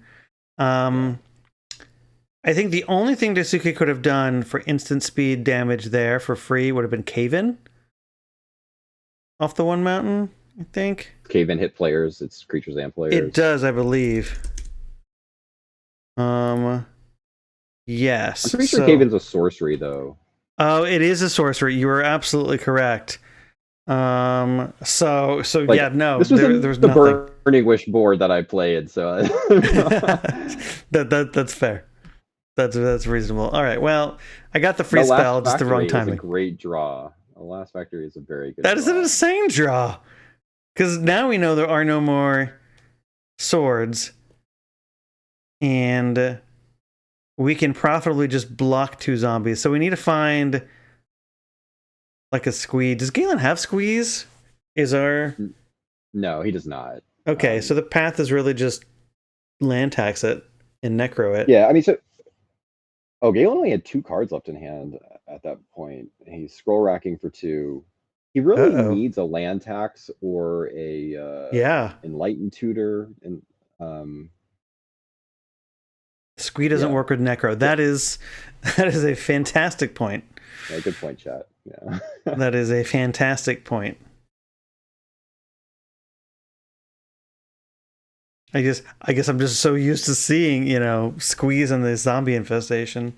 This game felt not in my Necro over, deck. But I feel like Galen's still just kind of teetering on the edge of like being locked. He is. This is gonna help, but he doesn't have any swords to cash in here. And the issue is we can't present enough pressure with these factories or against these factories, because these factories can profitably block indefinitely. All right, well, that's going to resolve. Right, so he let the chant resolve. Oh, no, he's not letting. He's thinking about responding here. Okay. I think he's trying to figure out if he can activate his Mishra's Factories after the chant resolves. Which I believe he can. The orange chant just prevents him from playing spells. Yes, it's not abeyance. Okay, so we're going to resolve a land tax. That's huge. Yeah. That is huge. And an ivory tower. Okay. Although that puts him at no cards in hand, so it's gonna take him some time to build up this ivory tower to be useful, or maybe It will, but those are, we scroll rack for 2, and we hit land tax, and ivory tower, and we had the Orum's chant. Like, that's huge. Yeah, he must have land tax for 2, keeping one of those cards in his hand, because Yeah, he's showing us he had at least 4 cards, right? He had land tax, ivory tower, Orum's chant, and he still looks like he has a card on the table. sure. Man, we said earlier that Galen's board hadn't changed in quite some time, and now look at it. Yeah, yeah.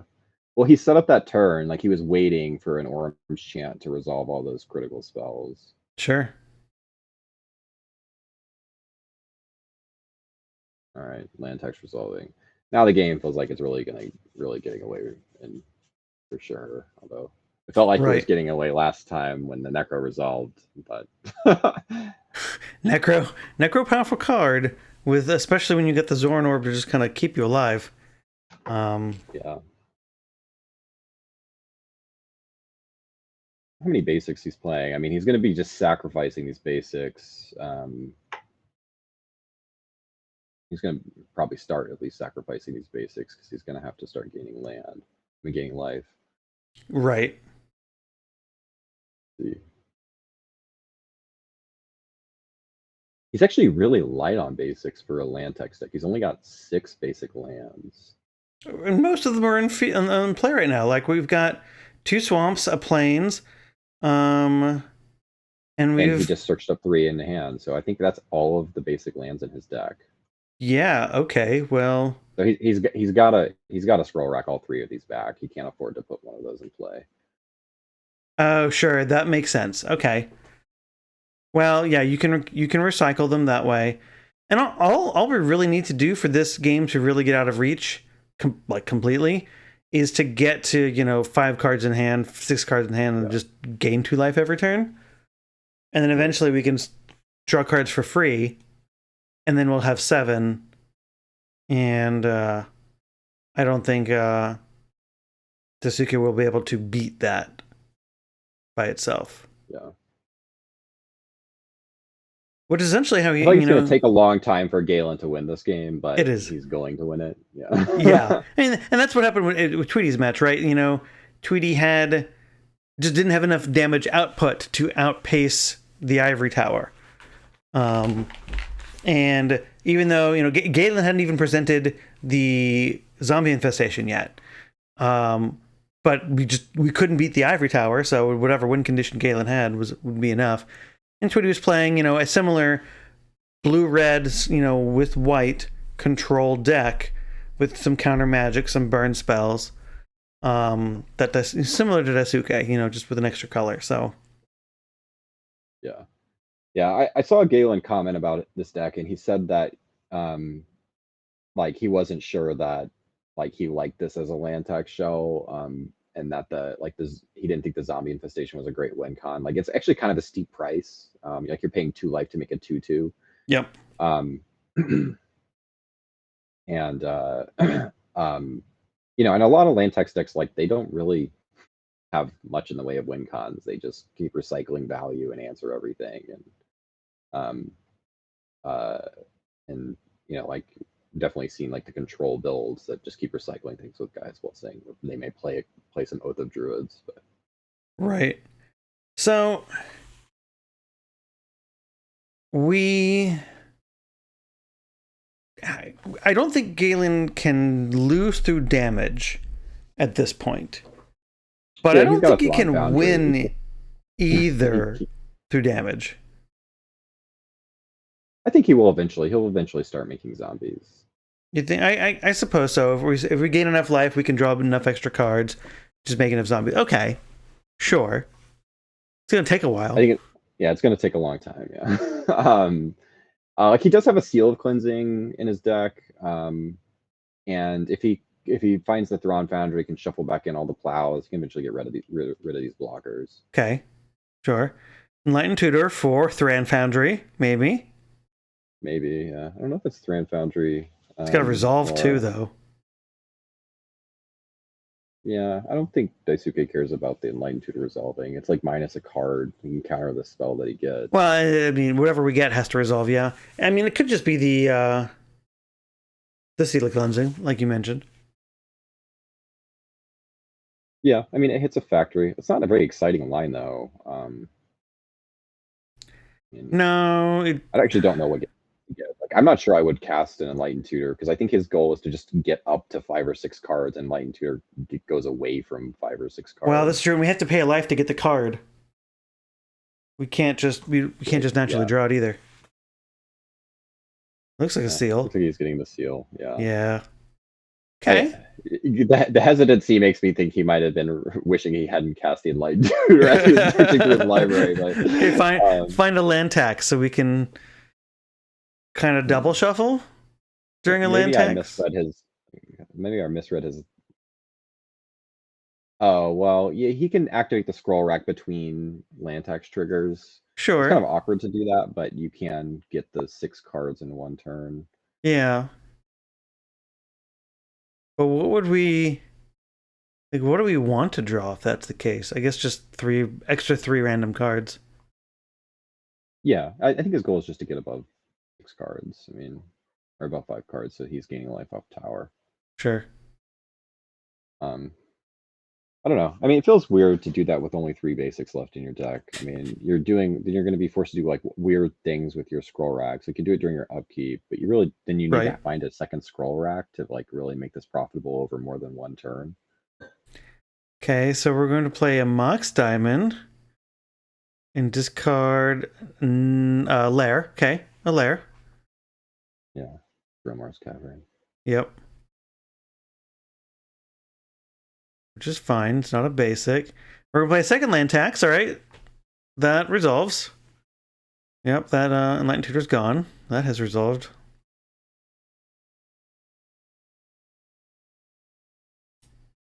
It looks like Daisuke didn't even think about countering that.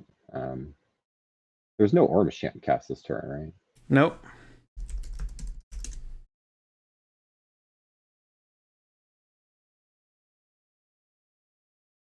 So chat is saying that we should drop tax, play Confessor.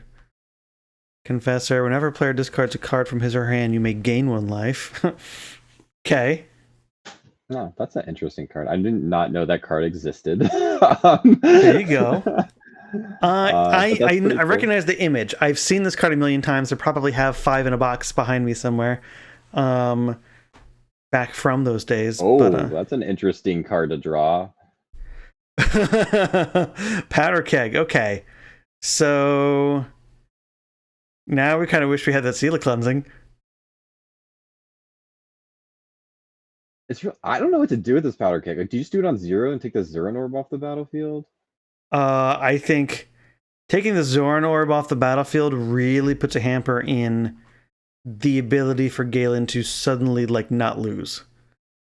Yeah, like, I mean, how much life does Galen have to gain right now if he just cracks this to like feel like he's not gonna die? Depends on how many cards he has in hand. The problem is it's going to make it real slow for Galen to accumulate more zombies again, and that might give Daisuke a window to battle in here. Yeah, he knows there's no plows left. He knows there's 4 plows out. He could just pop, takes out the zombies. He could attack with 1. I mean, I guess like Galen could still discard 4 and block, but like, would he do that? Can he afford to do that? It feels unlikely. No, because then he won't be able to gain life from Ivory Tower, and then he's at 9, which is actually not a lot of life against lightning bolts when you can't just sack lands with Zoran Orb. He's got the 2 land taxes in play to kind of in the scroll rack. Like, it's possible Daisuke wants to tick it up to 2 and hit the scroll rack, or tick it up to 1 and hit the Ivory Tower. Like, I'm not sure what his thought process here is. Sure. Maybe he's just gonna sit on Powder Keg and kill a bunch of zombies at some point. I don't know. I mean, well, by sitting on Powder Keg, it means Galen can't amass zombies slowly. So then,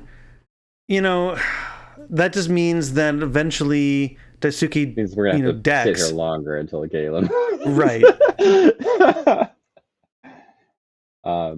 I mean, Galen. Yeah, I don't see any way Galen can't eventually force through a Thrawn Foundry. So, um, Well, I mean, how many Orms chance do we have left in the deck? We've used 2. yeah, he's got 4 in the deck though. He also has 4 Duresses. Okay. All right. So then sure. Well, we also just like don't have to draw cards, right? Like if we just skip our draw step for the rest of the game, how does and gain life with Ivory Tower? How does Daisuke overcome that just in and of itself? That is a win con. Yeah. Yeah, I'm curious where Daisuke's head is with the powder keg, what he wants to do with it. I mean, I guess there is no urgency to crack it immediately. Like, the only appeal I see of cracking it immediately is I feel like you get an attack. Like you attack with a factory that threatens to be a 3/3. You have burn spells. Like I don't see Galen being able to block. not without losing his ability to Ivory Tower. Now, if we take a look at this, though, Galen's now back up to 14. How did that happen? I have a feeling we gained life and missed updating the life counter at least one iteration. Is my best guess. I think we have a full grip of 7 now. Yeah, the Ivory Tower probably gained him life during his upkeep. Yeah. And I think we just maybe took a turn off from updating the life counter. All right, so we're going to attack, which makes the powder keg bad. Yeah, I don't think he cares. I mean, just activate it on his turn. It's no different. But then we're attacking with 2/2s. What? Okay. No. So oh no, they blocked. They blocked. Galen just wanted him to tap mana so he could reliably resolve something. Sure. And now we're gonna hit the powder keg so he can only crack it if he wants to blow up his own factories. Yeah. Okay. That makes a lot of sense. Wow. So we're going. I think we're going to. Are we going to?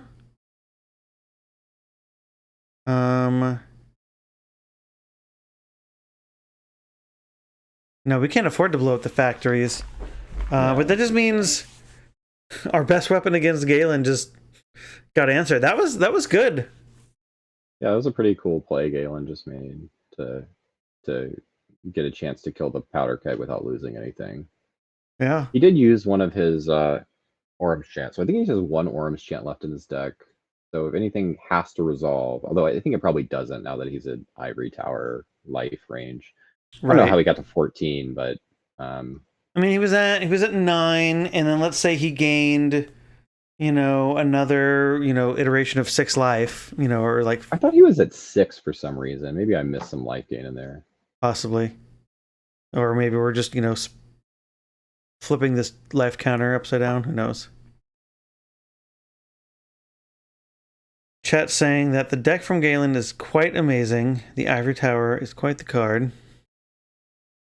It's looking real good here. Ivory Tower and Necro is a classic combo for sure. Yep. Cashing in 4 life to draw 4 cards. So I wonder how many powder kegs Daisuke has main deck. Because he is still choosing to continue to play this game.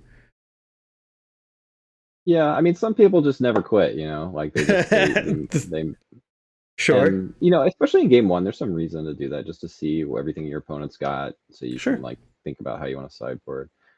I haven't seen Daisuke's deck list, but I did look at his deck list from the prior league. He had 0 powder kegs in a 75, so I'd be surprised if he's got more than 2. But I like 2 because I feel like it's one of the few options in these colors to just come back and equalize. Yeah, it's really painful that it doesn't hit enchantments, because blue-red can't kill enchantments. The best it can do is like a counter spell them, and you've got a null, which is a good answer. A null is a good answer, yeah. Or you can bounce it, yeah. But I don't know. The bounce spell's really pretty weak. I don't know. Do you want to play like Boomerang or Capsize? Sure, yeah. Stern Proctor also bounces them.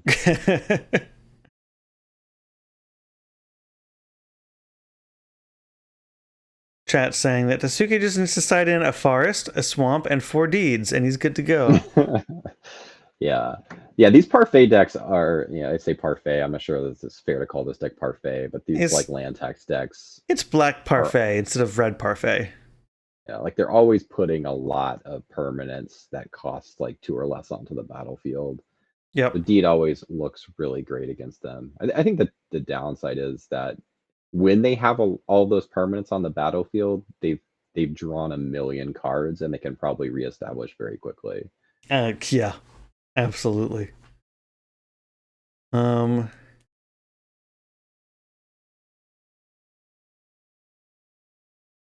Okay, well, we're gonna see Duress.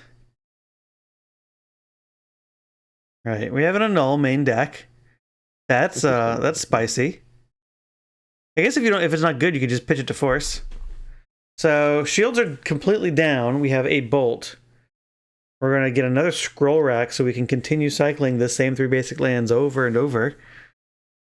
And I feel like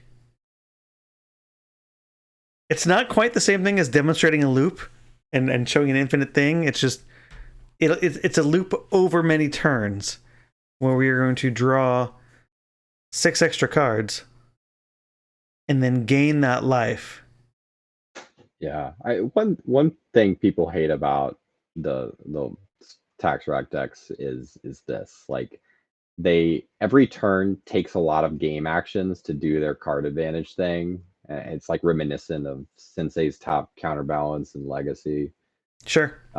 where they take just a ton of game actions. They're looking at cards and putting cards back and rearranging cards, and it's it takes a long time to close out the game. He has very few cards left in his library.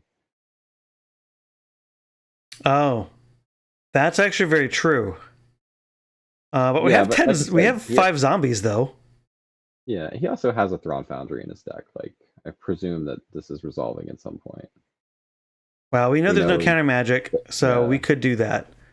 But we've also just exiled quite a few cards, so There's a lot in his graveyard though. That Duress is the graveyard pile. sure. Well, and I guess we only need a few more to make a few more zombies just in case. And like now we have 6, which is lethal.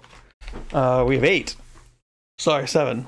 Daisuke is at 12, so we have 7 zombies. There are 2 Mistress Factories, so we can bring Daisuke down to 2 if these all attack.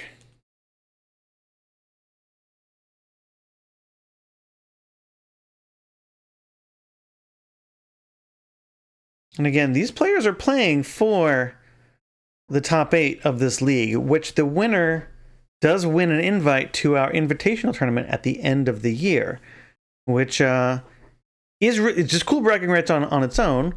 But the winner of that gets ultimate bragging rights, and you can attest to that, Andrew, having won an invitational.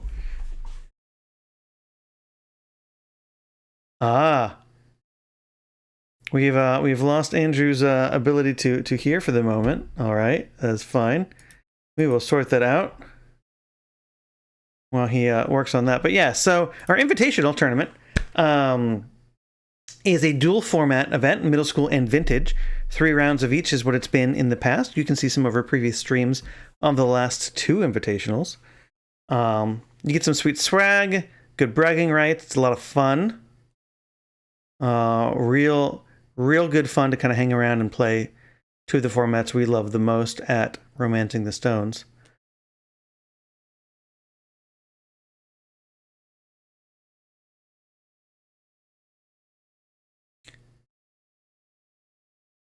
So we will continue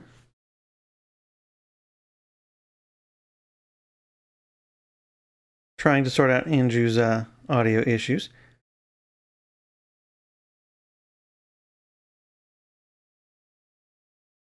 And at the same time, we're going to see Daisuke pick up a lot of land. Okay, so we've concluded game one. Galen was able to get the card advantage up to where he needed and pull out ahead. So we'll see if Daisuke can do the same thing again. And it looks like we've got Andrew back.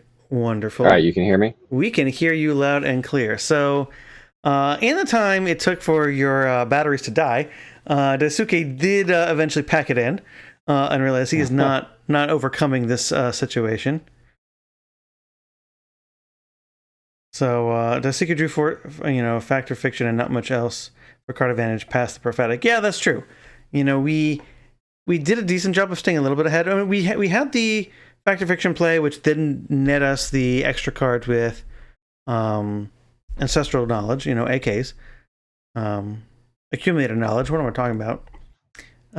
But you're right, we certainly nothing on the same par as the other opponent. Yeah, I mean, honestly, I don't think he has like a ton of card advantage. Like he's got the AKs and Factor Fictions, and that's probably it. I mean, I don't think he's got any sort of engine. He's just got some blue draw spells. You're right. We didn't see any standstills. He's playing factories, but like in the previous league he played this deck, he was not playing standstill, and we didn't see any standstills there either. So I don't think he's playing standstill. I wouldn't expect so. League, and there's not like a ton interesting here. He has like an Overload and a Mog Salvage, which are good.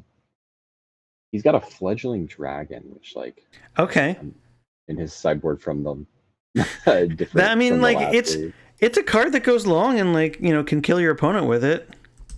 Yeah. I have to like look that up. Oh yeah, when you get Threshold, it turns into a Shivan Dragon. 4 mana, 2/2 flyer, and when you get Threshold, it's a Shivan Dragon. Wow, so you get a 1 mana discount on your Shivan Dragon if you have Threshold. 2 mana? 2 mana discount. 2 mana discount. Okay, all right.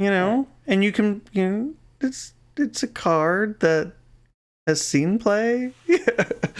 I like it. I'm a big dork for red cards, so like no surprise here. Yet I've never registered it, so yeah. I don't, the matchup feels like it's probably tough. Like Daisuke just like can't let a Necro or a land text resolve. It feels like. No, I want to hope that in this deck we've got at least access to one Vortex. I want to see one Vortex in this red-blue deck. Not just because I love the card. It's a Vortex, yeah. Just because like if we look at Legacy, which is where you see we've seen a lot of red-blue tempo burn style things. Sometimes they've played a Vortex to just kind of add pressure if they can control the board and then get ahead on life and then play that. It solves a life gain problem. It is its own threat. You don't have to play multiple burn spells to kill your opponent. You can just play one, and then you do have the other burn spells to get ahead and win that race. And if Daisuke's deck naturally has an issue with repeated life gain, it seems like a reasonable card to have access to. I love your mindset, Rob. You're such a red player. Yeah. Like you're like, all right, we've got 14 counter spells. We probably need Sulfuric Vortex in our deck. Yeah. One in the sideboard, to bring in, for certain things where we need like an extra clock and add more pressure. Because I think if this game goes too long, we lose. I get the logic. I mean, it makes sense. I get it. I'm a red player, though. Yes. I would never even imagine in my deck that's just like packed of counter spells of like putting a Sulfuric Vortex in my deck. I'm like, I'm going to be using my life as a resource. I'm probably not going to be able to afford to take 2 every upkeep. Is like where my brain is. In this matchup, it does seem like it's pretty good. Like right. That's why it's in the sideboard and not in the main deck, because you're right. Yeah. Those things are going to happen. Yeah, but I just like don't have the brain to think about in my blue deck, I'm going to put Sulfuric Vortex. It's not a card that's even on my radar. Well, remember, this is counter burn. You gotta Yeah. caress and nurture the burn side of the deck just as much as the counter side of the deck. Yeah, fair enough. Yeah. Like in my head, those burn spells are only ever pointed at creatures, but that's just not the case. Well, I mean, unfortunately, we have decided in this build that the burn spells, some number of them have to go to the opponent's face in order to win, because otherwise, the only other win conditions we have are the Mishra's Factories. If we had some Fairy Conclaves in here, or... He had one last league, so he's got... Last league he had 4 factories, 2 Fairy Conclaves. Oh, and a Gitu encampment. And an encampment, yes! Someone else playing the 2/1 for a striker, yes! So, yeah, he's got man lands to apply pressure. It's just tough because like you can't really attack with them into the plow deck, and you also need to make sure that you don't let the key enchantments resolve. Right. But I mean, we'll see. I mean, like I really feel like Daisuke has like 8 cards he has to counter in Galen's deck. Like if land tax and Necro don't hit the board, I don't think that Galen's deck really does anything. Sure. Yeah, we don't have any way to kind of recur card advantage with the zombie infestations, so just a couple of factories is all you need to kind of stop that. Right. So yeah, we'll see how it plays out. The Orim's chants make it really difficult though. Like it's just so easy for Galen to like just 1 white mana, and now like you have to have 2 counter spells this turn. Sure. I wonder, this blue deck, this red blue deck again. I'm thinking, okay, well, I need another repeatable source of damage to kind of keep winning the game, and I'm going back to red cards, and I'm going back to Grim Lavamancer. I'm thinking, okay, well that plays into us casting our other spells. It can be repeatable source of damage. It's something to do on turn 1. I wonder if that is a conscious decision to not have that. I'm assuming because we haven't seen it in any of the matches so far. I wonder if that's conscious just to blank other creature removal. Yeah, I mean, a lot of times when people build these control decks, that's like one of their angles of card advantage is they blank opposing removal spells. And like you got a bunch of man lands, so you're not necessarily doing that, but the opportunity cost of playing those is really low. So right. I just looking at like this particular build, what we've seen so far, I feel like suggests that we anticipate winning each game with at least 1 or 2 attacks from a man land. We've got 4 bolts, we've got prophetic bolts. Those do a lot of damage, but we have to point those at creatures sometimes. We can't counter everything. So, if that's the case, finding some way to, I guess, save a counterspell for those creature removal, I guess that's what we do, but I don't know. I mean, obviously, we're 4-1. We've done well, and he has top 8 of the league with a similar style deck before, so he knows what he's doing. I'm curious because my brain goes towards the, I need to find ways to not, overtax these single cards that I've got. Yeah. Yeah, I mean, I don't know. Like I built Counterburn early on in my discovering of these formats, and like I built it like the old Type 2 deck Counter Phoenix. I had like a couple Shard Phoenixes in my deck. Okay. And my perspective was like the deck was just not good enough for this format. But like Shard Phoenix is a card that's probably just not good enough for this format unless you're putting it in play for free off of Oath of Druids. Sure. Like paying 3 red to buy it back is just not really a viable option. Right. But yeah, I mean, the counter magic plan is good against a lot of decks. There are a lot of like people that are relying on key cards, and so sometimes just playing a deck with a lot of counter spells is just really good at beating a lot of those decks. Well, let's see what we got here. So Daisuke does open up on the Conclave, and we have 3-8. Wow. So I guess what? We take the annul and force Daisuke to take, turns 2, 3, and 4 off, cashing in and drawing cards. Yeah, I mean, so Galen knows he has a window next turn that unless Daisuke rips specifically like a mana leak, or Force of Will, I guess. Although Force of Right. Will is not so bad if you have to pitch a AK to it. But It was a good Galen's got a window duress to look for for Galen there then. Just good for us on coverage because now we get to know what's going on, but also good for him because now he knows that, hey, this hand was real good off the strength of hold up a null, cash in these AKs, and now we don't have anything reactive to do. It's all just try to draw something with these AKs.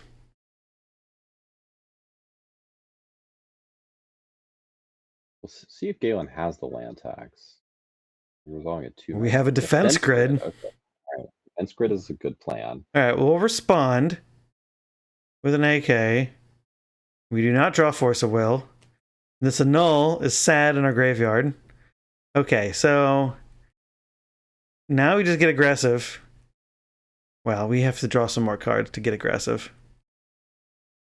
Get a land drop, we pass. Notably no red mana yet. Which is what we need to be aggressive. Counterspells are not going to do the trick right now. Galen did play Plains last turn, which means this is not a Necro turn unless he has like also Mox Diamond in hand and has chosen not to play it yet. I think we're going to see a land tax. I think we're on duress, defense grid, and then deploy our plan. And the plan is tap that for colorless. Tap for white. Play the land tax. Play the ivory tower. Okay. Plan deployed.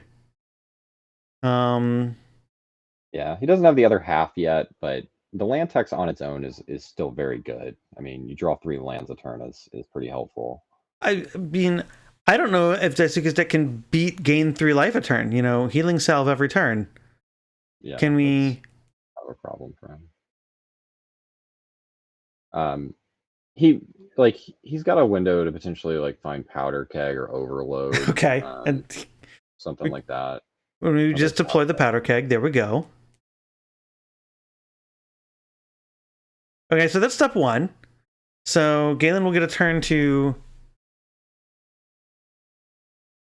draw.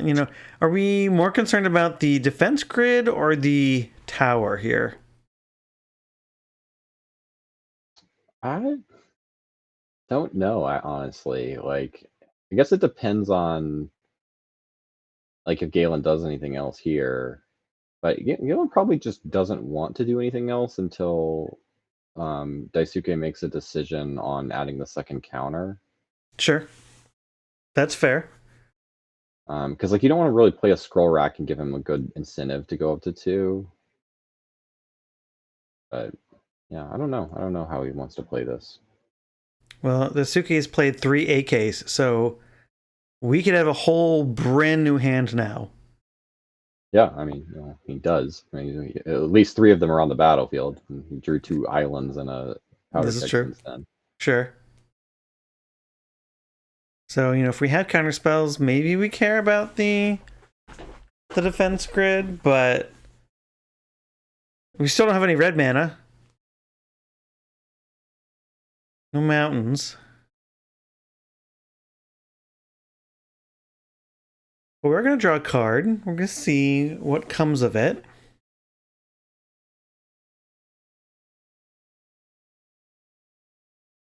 Contemplating. We're going to attack. No. Attacking is a reasonable thing to do. Can't play spells on your opponent's turn.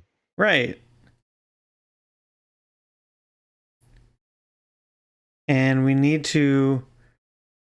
Okay, so we're going to pass the turn. No pressure applied. That does imply a Force of Will could be in our hand. Or another null. Yeah, he can cast both of those spells. Also seems like he's not inclined to kill the Ivory Tower because he is going to let Galen gain some more life here. So...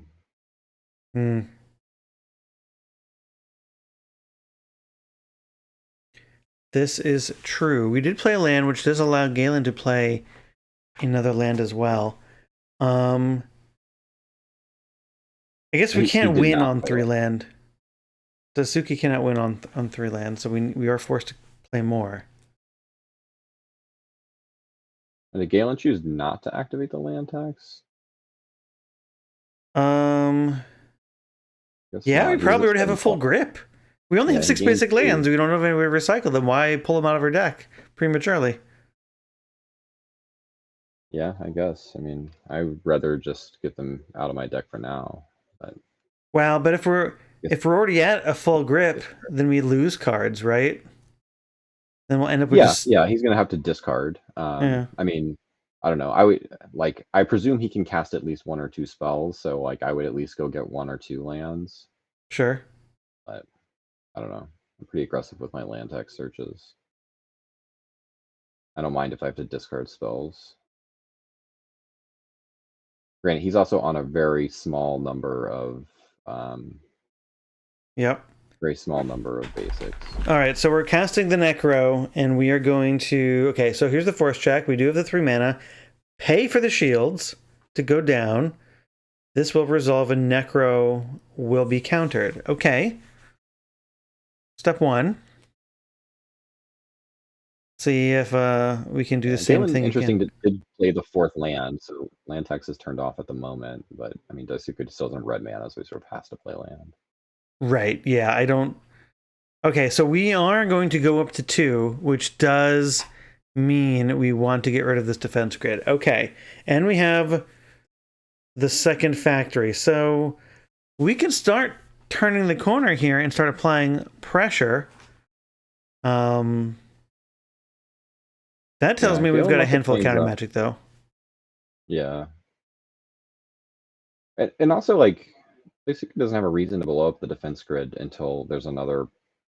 until he needs to counter a spell and can't pay the tax, or there is another 2 mana spell, 2 mana permanent he wants to kill, like a scroll rack comes down. Right. And this almost makes it difficult for Galen to play a scroll rack, because he knows he's going to play it in and have it get blown up. He'll get maybe an activation out of it. He had a scroll rack in hand. Yeah, I mean, getting an activation out of it's pretty huge, though. I mean, it's a draw. You get to trade 6 lands for 6 spells. Sure. Probably. I mean, it's true. Getting to do that once might just be enough. I mean, casting it puts Daisuke in an interesting spot where, like, he probably lets it resolve so he can just get a 2-for-1 with his powder keg, but kind of getting a 6-for-1 out of it. I mean, if we got counter magic in hand, I'd rather blow up the defense grid, counter it on the way down. Galen won't get a redraw, and we'll just be stuck with basic lands in hand. And then I can spend my time trying to turn the corner. Yeah. Do we know how many cards Daisuke has? He should be... I believe he's got 6. I believe, if I've kept track, he's got 6. Galen is going to go up to 27. Means he's got a full grip. It's a long way for Daisuke to take him down. Like, with this Ivory Tower gaining life, I don't know. Like, he doesn't have that much capacity to deal damage. No, he can deal 4. So he's got a 27 turn clock right now. No, not gonna do it. Orum's Chant. Oh no. Okay, so we have discovered Daisuke's plan, which is to blow up the shield and cast counter spells. And Galen says, "You know what? Please no. I would like to resolve my." Gotta be another Necro, right? Yeah. Unless we really want to get the powder keg off the field and we're just throwing a scroll rack under the bus. But this feels like an expensive way to do that. He's trying to cast a Cunning Wish, but it doesn't work that way. No, we can't cast the Cunning Wish. Yeah. Okay. We're going to blow up the defense grid and cast Cunning Wish? Yeah, I don't know about that play either. But... tight spot. Yeah, I don't know. Motioning is like, oh, do I do this? Do I not do this? I don't know. Like, this is a yeah. Okay, so we're going to do this. We're going to Cunning Wish. Cunning Wish probably for another Force of Will. I don't know. And then Null maybe. Capsize. Okay. Ooh. Okay. You I mean, got I it. love Capsize. Capsize is definitely a sweet card. All right, we're gonna tap something. We're going to. Okay. So we're going to. I mean, tapping it doesn't do too much in this moment. Yeah, what does that do? We're in his main phase. I mean, we'll draw a card off of it at I the guess very he just wants least. to cycle a card. Yeah. It wasn't doing anything anyway.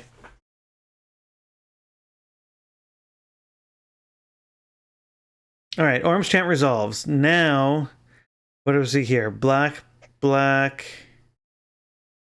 Third black? No.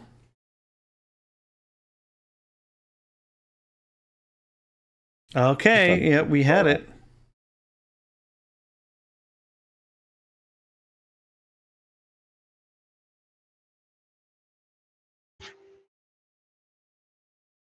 Cunning Wish, and last league he had a Mog Salvage, which I think is an instant, right? Yes. Mog Salvage is an instant. Oh, yeah, I guess he can't play Mog Salvage for free, though, in this matchup. No, this is true. Mog Salvage does have the requirement that your opponent must control an island. And you must control a mountain. I guess I had an Overload. So he had both Overload and Mog Salvage in the previous league, and chose to... Well, we have no red mana.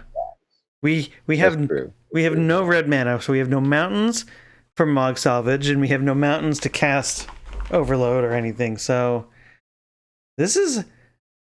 I wonder how many cards... Oh, well, we're going to get to see with the rest how many red cards we've got in hand.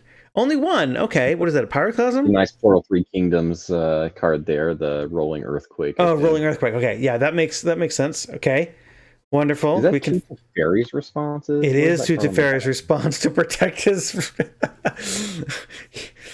He didn't like having to fight over those 4 Sword to Plowshares. Like, he saw basically Galen's whole deck, and he brought those in to counter Plows. I'm assuming. I don't know what else we could... Maybe we just had, like, more dead cards, right? You know, like, our path to victory, you know, are these Mishra's Factories. We need them, at least one, to connect at least a couple times on a normal life total in order to win. And if we're going to block and prevent zombies from overrunning us, we need them to stay on the battlefield. So I can see why he might prioritize that. Yeah, it's interesting. Wish we got to see him play against the Rishadenport deck. Seeing Teferi's response destroy a port is just, there's nothing better than that. Oh man, I'm gonna get blown up by that. I'm gonna cast Stone Rain, and then he's gonna be like, "Yeah, cool, counterspell, draw a card." I'm like, I'm sad. Draw 2 cards. Draw 2 cards. Oh my god, you're right. 2 mana, destroy your port, draw 2. All right, well, we've untapped, and we are contemplating our life choices with our Mishra's Factories, and we're gonna pass. Okay, this is the second time we've done this, so Galen's gaining 3 life a turn. It feels like it doesn't accomplish much, but also it feels like he's in trouble with the tax wreckage online. I think we're going to be bouncing. I think maybe we wanted to draw another land so we could buy back the Capsize, but I think we're going to buy back the Problem Permanent and then try to counter it on the way back down. But like, well, the Capsize got discarded to Duress, so. Oh, it did. You're correct. Okay, well. Daisuke's hand just does not do anything against what Galen's doing. I want to know what the mystery card is. It's got to be like Counterspell of Force of Will. Otherwise, I would have just attacked for 2 and just tried to keep Galen from getting too far ahead in life. Yeah. Yeah, I mean, one of the fundamental problems with blue and red is they can't answer an enchantment on board, and the enchantments in this format are extremely powerful. The best options in this board state to answer in these color, in blue or red, or in red at least, would have been either Anarchy to get rid of the tax, which I'm sure Daisuke does not have Anarchy, or the Vortex. 1 red mana for we don't even have the mana. Like, we can't even cast these things. So did we? Surely we didn't board out lands. There's no way we would have done that, but Huh. Sealed cleansing doesn't really Chat do saying, I anything. will never financially recover from this. Oh man, okay, so we did draw the counterspell. Makes sense. And again, prioritizing our Mistress Factories because we don't have a lot of repeatable sources of damage, so... Oh, is Galen's Lantax is offline? Oh no, it was online. He just played the undiscovered and tapped it. Right. Okay.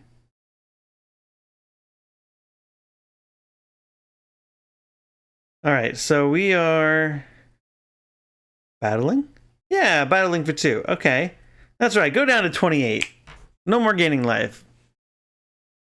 You're gonna have to gain 1 life a turn instead of 3. Alright, so untaps, returns Undiscovered Paradise to hand, activating the land tax, choosing not to actually activate it. We're gonna play a land, we're gonna scroll rack for how many cards here? Let's see.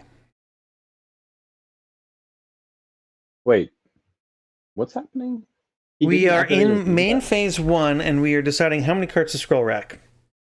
So he already returned undiscovered, played it, and tapped it. Correct. We did not activate land tax, even though Why we does he could have have. 2 lands tapped? What was the other stuff? That's a good question. Does he think scroll rack costs 2 to activate? Does it cost 2 to activate? Oh no, that was instep. Oh, okay. So he instep and put it back in play to to say that we were in instep. Okay, that makes more sense. So yeah, so scroll rack, cost 1 to activate. That makes sense. Okay. So then we get to untap. We are very likely going to scroll rack now to shuffle some of the things back. We are going to gain. We don't. Oh yeah, because we have a lot of cards in hand after getting basic lands. So we do go up to 35. We play a pedal, so we see some pedals in the stack. Okay. Man, you know what? You know what this top 8 needs? It needs more Black Vice. Just saying. Needs more Black Vice. I saw someone recommend what Blood Oath against land tax. It is instant speed. You got to know this card. It's a red card that deals damage to their face. Blood. I'm going to pull it up for chat because it is not something that people are going to see often. It is from Mercadian Mask. It costs 4. Choose a card type. Target opponent reveals his or her hand.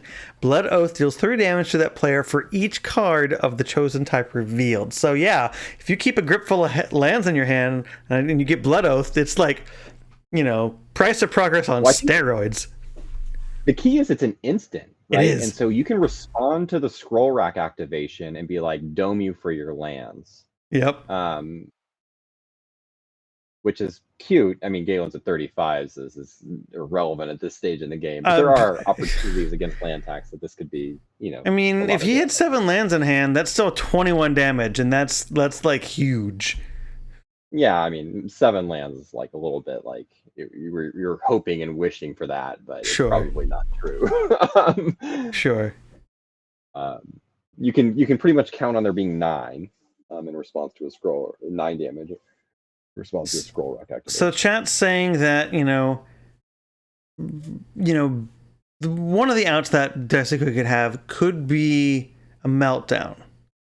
Yeah, meltdown would be good. I don't seeing the wishes, the cunning wishes in the deck. I don't think we're going to have something like that in the sideboard, unfortunately. Yeah, but that would be that would be good here. Sideboard. Right, yeah, I think, because I think you could only put 1, maybe 2. 2 meltdowns is a lot. There's not a lot of artifact decks where you need to, blow up a lot of artifacts that Overload wouldn't be better in, or Mog Salvage wouldn't be better. But with the Cunning Wishes, I think you're looking for more instant stuff. Alright, so none of the cards in Dasuka's hand really matter.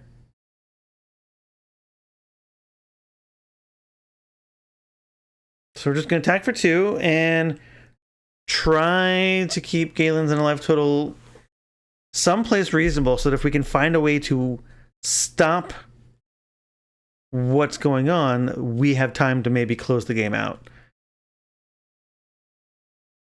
Yeah, it doesn't feels like we're just waiting for Galen to find a way to win, which will take a long time, but yes, it will.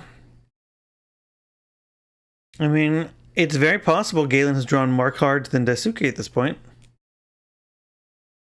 Yeah, I do want to call out the Daisuke, one of our Japanese players in our league, and we have one Japanese player who's played in many of our leagues, and in this time, he seems to have recruited a bunch of people to join. I think we have 8 Japanese players in this league. Just super cool to get 6 or 8, yeah, experience. And something I didn't realize until very recently is that there is a lot of middle school played in Japan. They have a pretty big middle school community. That's the format sort of in this era that they adopted in Japan from following Eternal Central. And yeah, they have regular events at stores. Like you can play multiple times a month at like organized events in Japan, which is pretty cool. And I'm glad to see some of them playing in our leagues, and we get to kind of see some of the stuff that it's not a really well flushed out format, so it's kind of cool to see what people are trying out in kind of different communities.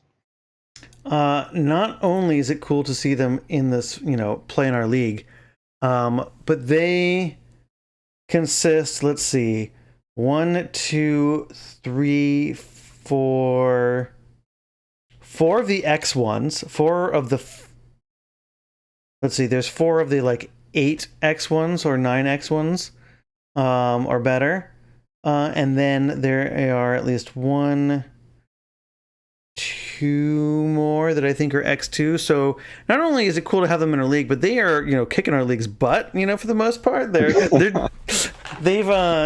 brought their meta game to us, and it's different in a lot of ways. And it's been fun. It's been great. We love to have them. I think it's really cool that what started as a way to play Magic during the pandemic has turned into an international sensation. I'm going to say it because apparently one other country makes it an international sensation. I think we had a Canadian player once too. I think so. I'm all here for it. So I know we've had a number of people who have looked and played pre-modern and say I just want to play more of this format, and middle school's close enough that I'll do it, and they've joined our leagues. So maybe we can get more of those. But it's love to have them all. Galen is definitely one of the pre-modern stalwarts. He's like definitely one of the people that plays a lot of the pre-modern stuff that happens online. And I think for a lot of people, and like I'm kind of in this camp with both formats. Like I kind of like having alternate ban list views of the space, and it's kind of fun to tinker with it and see like, oh, is this card really that busted that it needs to be banned? I'd say for the most part, like I feel like my experience from playing middle school is I feel like the pre-modern ban list is very conservative. Like a lot of the cards that are banned are legal in middle school are fine, and you don't have to have force of will to die to them. But it's kind of fun to get that like different ban list experience. So like similar formats, but kind of plus or minus some cards. It's kind of cool to get that experience if you're into either format. For me personally, the feeling and the nostalgia is very similar from the two formats. So, definitely, the alternate ban list is kind of fun. Well, I mean, you know what? Land tax was the big bad guy in pre-modern for a while. Got banned. Now we've seen some land tax players from pre-modern come over here to play land tax because they can't do it anymore. And Galen is a good example of that. You cannot play his deck in pre-modern anymore. Daisuke's deck, more or less legal in pre-modern, can't play the Force of Wills. So this is also the Rolling Earthquake either. You can't play Rolling Earthquake either. This is very true. You could play Earthquake, but not Rolling Earthquake. Not Rolling Earthquake.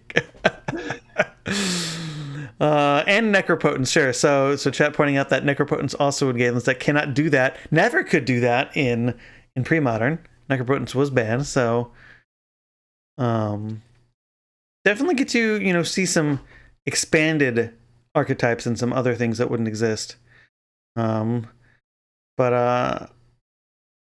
this, Daisuke hasn't lost the game, but he's really far from winning it too. 20-point life differential here. I think practically speaking, he's lost the game. Right. And just so I will say this.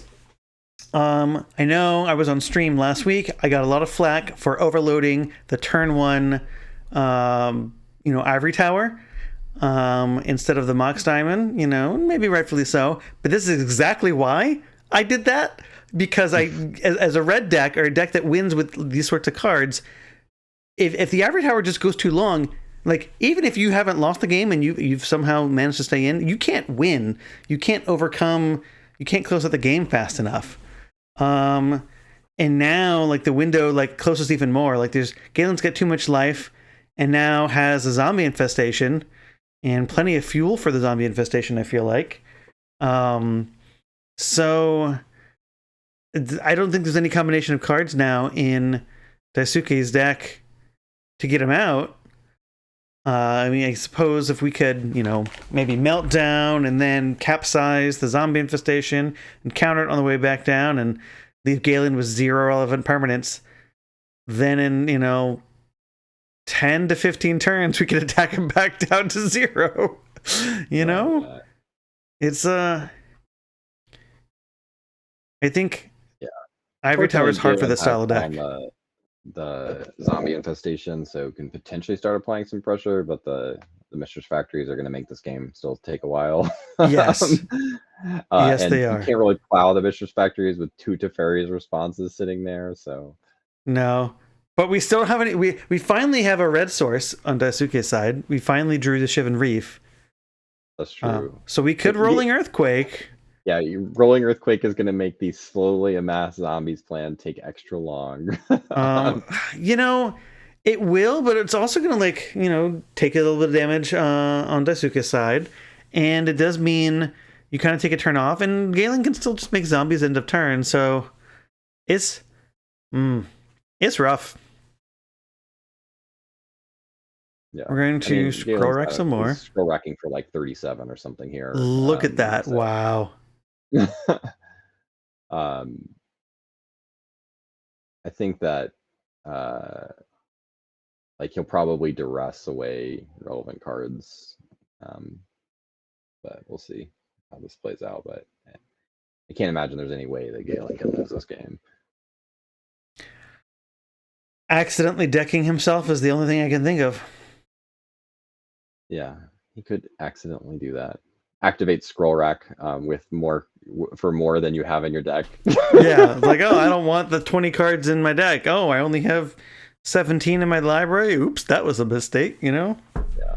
Feels like something that, I would do on Magic Online. Oh, yeah, sure. Absolutely. It tells me how many cards are in my deck, but I'm just like, yeah, whatever. I'll just do it for all these cards. Yeah. It's never been an issue before. I've never lost a game doing this. I'll just click all the cards that are bad. Sure. Absolutely. Sabo's Web. That's pretty exciting. So I wonder how the context of the game might have been different had, Daisuke drawn different parts of his deck, right? So, we saw one of the duresses early on showed the 2 Teferi's response, this Rolling Earthquake, and a 4th card, I think it was a Mana Leak or something, and 3 of those cards did nothing in that instance. Yeah. I mean, the Teferi's responses in Rolling Earthquake just don't feel like they do. Do we see the spice that Galen has sideboarded in? This Sabo's Web? Yeah, Sabo's Web is sweet. Keeps the factories from ever untapping. Same with this Fairy Conclave. So that's... Now we're actually attacking Daisuke's mana base here, so it's just... This is going to be very difficult for Galen to lose from this position. He's at 48. Yeah, but that's been true since the land tax and scroll rack were in play, and then nothing else. Sure, right. So what do we think is in Galen's hand, right? Because we can only keep 7 cards at the end of the turn. I I gotta imagine we've probably found at least half, if not, 3/4 of our, sorted plowshares at this point. Yeah, I don't even know if you want the plows. Like, I don't think you're content to discard them. With the your opponent has Teferi's Response. You might as well just ignore Sure, factories. Like, if you ever taps them, they never untap. that's true now. Now, Um, I don't know if it's possible for Daisuke's deck to even overcome and do 48 points of damage with Sabo's Web in play. yeah, because like the factories don't even block as 3/3s. Because if they block as a 3/3, they never untap. Right. So it's just Yeah, I think it's actually deterministic that Daisuke cannot actually win through damage anymore, right? I don't think without access to his lands to do repeatable sources of damage, all we've seen are bolts and prophetic, bolts, and I don't know if any lightning bolts are still in the deck, or I mean, you kind of have to keep them to like close out a game, but I haven't seen any red cards. I've just seen blue cards. Seen a Fire and Ice. yeah. That Daisuke playing the Dominaria remastered lands, which are like the beta art, but like painfully obviously the color on the borders is not beta. Not. Yes. Yes. Now the mountains look good. He's playing Mirage Sunset Mountains, my favorite mountain art. So those look mostly normal. All the Mirage lands I love. I love the Mirage lands. For some reason Mirage, all of the cards, like, and maybe it's because like I started playing like right then, but all the cards just like feel like I feel like there's like a lot of contrast on them, and I don't know, they just feel right. I don't know why. So it's just fun trivia fact: the Mirage Mountains were John Avon's first art in the game. Were from Mirage and his mountains. Yep. So that's where he got his start. Yeah, he does a lot of lands, and they're all pretty great. Yes, although yes, they are. I will say I like his forests, but all of his forests are kind of the same. Correct. Yes. I will agree with that. It's like, oh, he's got like 4 or 5 of them, and they're all the same. They're all the same art, but they're different. I've noticed that. I'll look at a forest like, oh, this forest looks great. And it's like, oh, it's because it's the same art by the same person from all these other sets that I enjoy. Right. So we did resolve a Fact or Fiction, I think, and I didn't see anything that was too spectacular there. Yeah, I wasn't excited about any of the 5 cards in that Fact or Fiction. So. No. I know we've got a Force of Will, the but only card I can think of I would be excited about drawing on this board state is probably a Meltdown, and I doubt he has one. Right. I mean, I guess Powder Keg technically could get rid of everything but the tower when it comes to artifacts, and the Mox Diamonds, but well, it doesn't take down the Mox Diamonds either. Yeah, and that's important for the land tax. Yeah, this is rough. Maybe rough he's got matchup. an Obliterate. What if he's got an Obliterate? Ooh. Just imagine that. Okay, so how far off are we from Obliterate? Costs 8, I think. I could be wrong. It might cost 10. All right. So this thing cost 8. You were correct. Okay. And whoops, there we go. Okay. So Obliterate cannot be countered.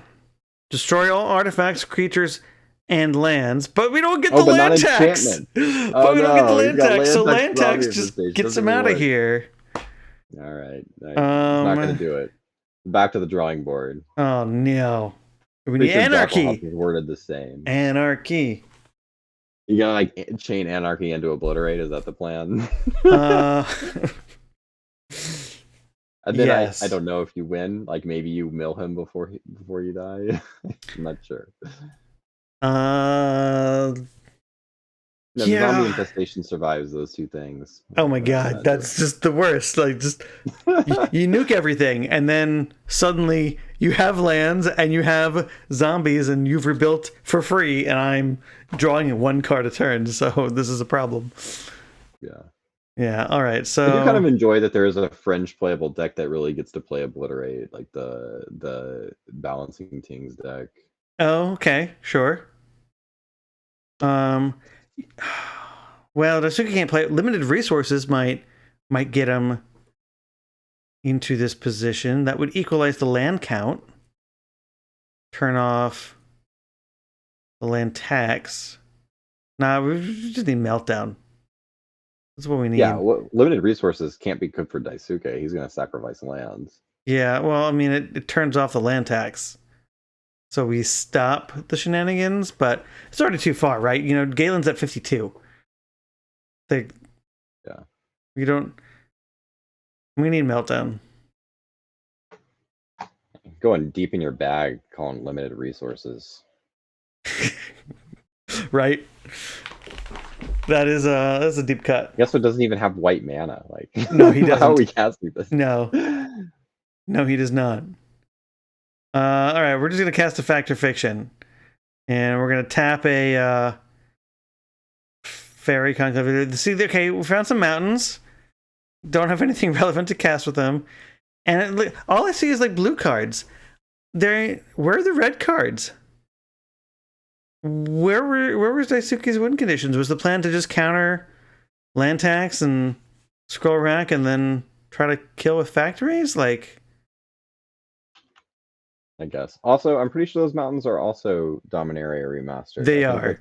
The art, but the border does not look right. They are definitely Dominaria remastered Mirage Mountains. Which is nice because it is the first time you can get a foil version of that art in the old frame. And I'll say the old frame foils from that set actually I think look quite nice. They do. But the old frame basics, even the old frame, like the colored cards, like don't look too bad to me, but the basics, like they just don't look right to me. They're a little off. They have more color than I think we're used to, because the color in those lands are a little bit more washed in the border. Yeah. Is what I think it is. But clearly I'm just like a curmudgeon to like care about this. But you mean the people playing the made up formats centered around original old bordered cards actually prefer the old bordered cards instead of the new old bordered cards? No way! You don't say. I will say I'm a little bit of a sucker for that as a like premium version though.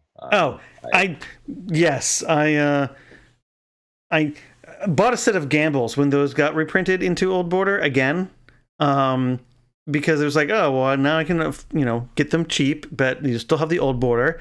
And then I was like, when Dominaria Remastered came out, I was like, oh, there's a lot of cards in here that I like to actually play with that are now in a Old Border, and it's like I want to go buy them again, even though I do not need to buy them again by any means, and I probably actually recognize them better with the original printing in the new Border than I do the old one, but then I'm a sucker for it.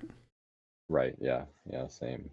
I've like the Shocklands in the most recent format. I'm like, I own Shocklands, and I rarely use Shocklands because I don't really play Modern much. It's like, but do I need those? And half of my Shocks are original Ravnica printing too. So it's like, do I really want to give those up to like get these? It's like, ugh. But then I'm just like, well, yeah, I kind of do because I want them to match my retro fetches, and like, come on, Yeah, let's see chat saying they like Dominaria Remastered. Dominaria Remastered, like, it feels like old Magic. The cards are almost all from older sets, and the cards that they selected from newer sets are mostly like in that feel. Like the cards are like somewhat simple in design in the sense that there's not like a block of text, but they do interesting things. So chat pointing out Thran Foundry has entered play and activated. So okay, we're definitely far away from Galen decking himself. We've got 6 zombies in play, it appears. I don't really know why they're not attacking.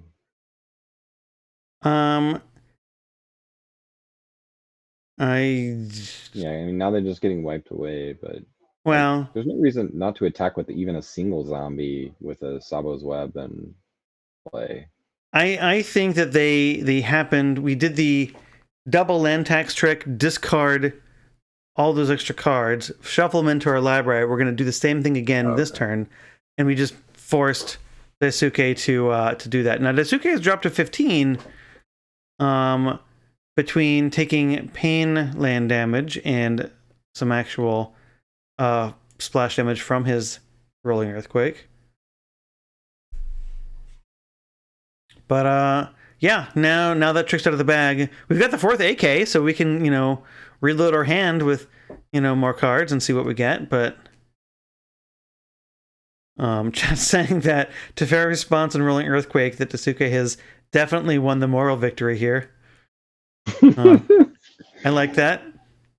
Style points. I really wish he was playing a Hammer of a Garden, because I remember playing that in Counterburn during this time period.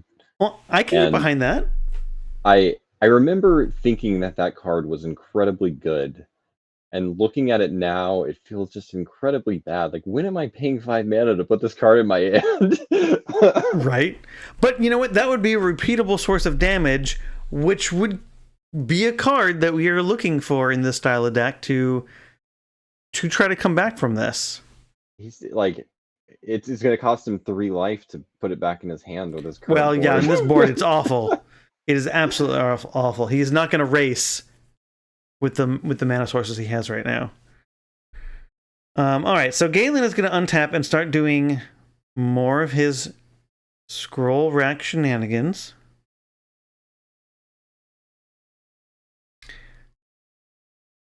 Chat saying that a control deck with Hammerbar Garden as your only win con is peak 1997 Magic. Yeah, that's true. That's definitely, that was definitely me in 1997. Either it was Hammer of a Garden or it was Gaia's Blessing. So, jeez, just having fun. All right, we're gonna duress. Not wasting anyone's time. And we're gonna AK in response. Draw 4 cards. All right, does AK resolve? Yes. Oh, we see the Grim Lavamancer. Okay, there's a red card, and there's a disc. Okay, we have some tools.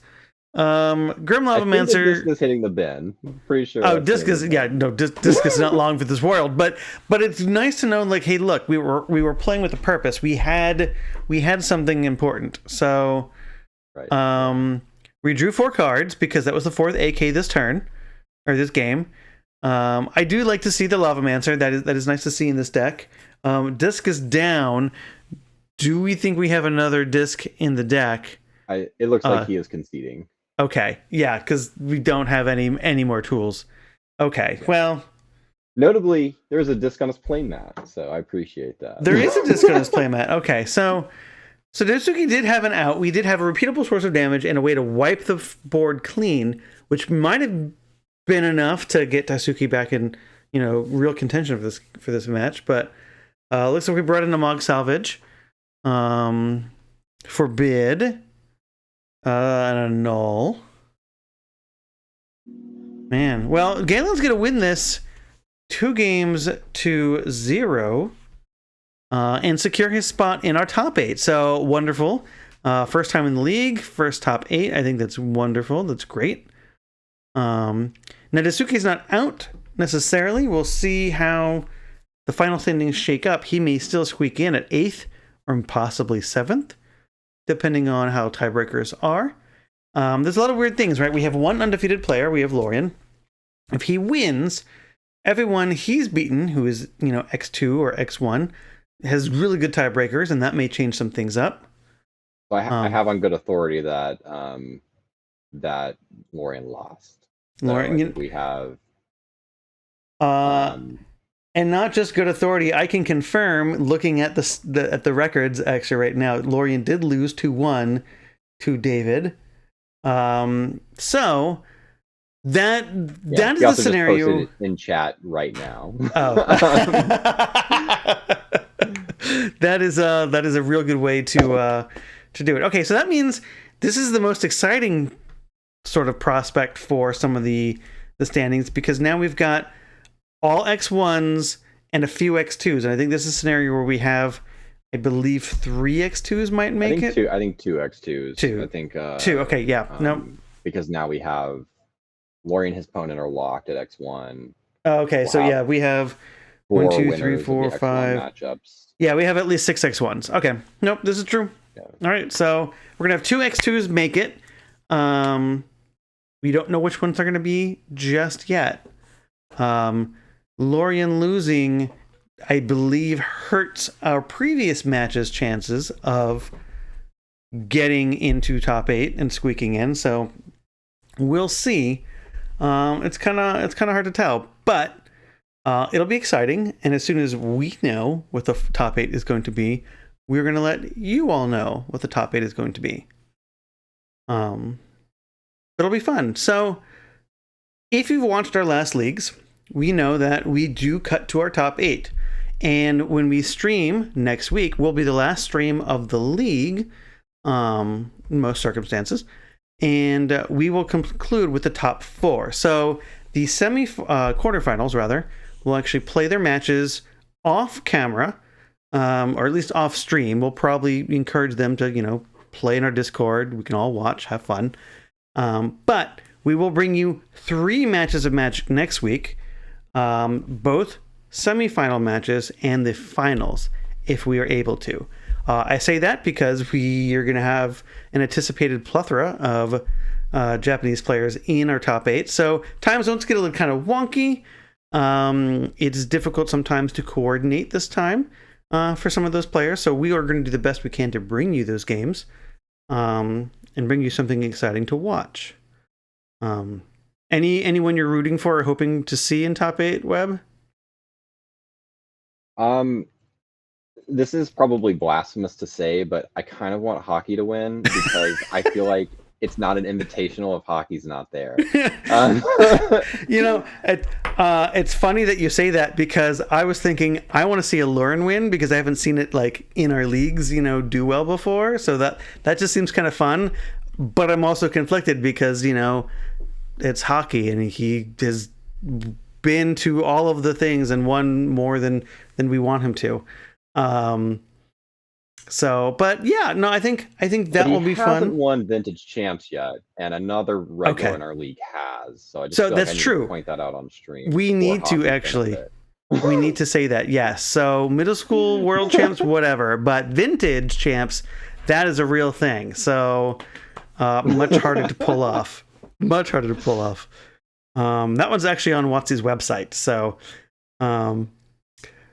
but yeah, so I think our top 8 is going to be exciting. We've seen a lot of decks, I think, that we've never seen before, which is wonderful to keep seeing.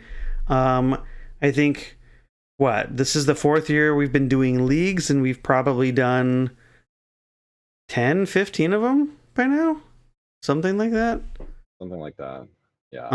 I think Lorian, if he wins, he will have won 3, which will be the record. Yes. I think there are 3 players that have won 2, and Lorian could break that tie and have won 3 if he wins. Yep.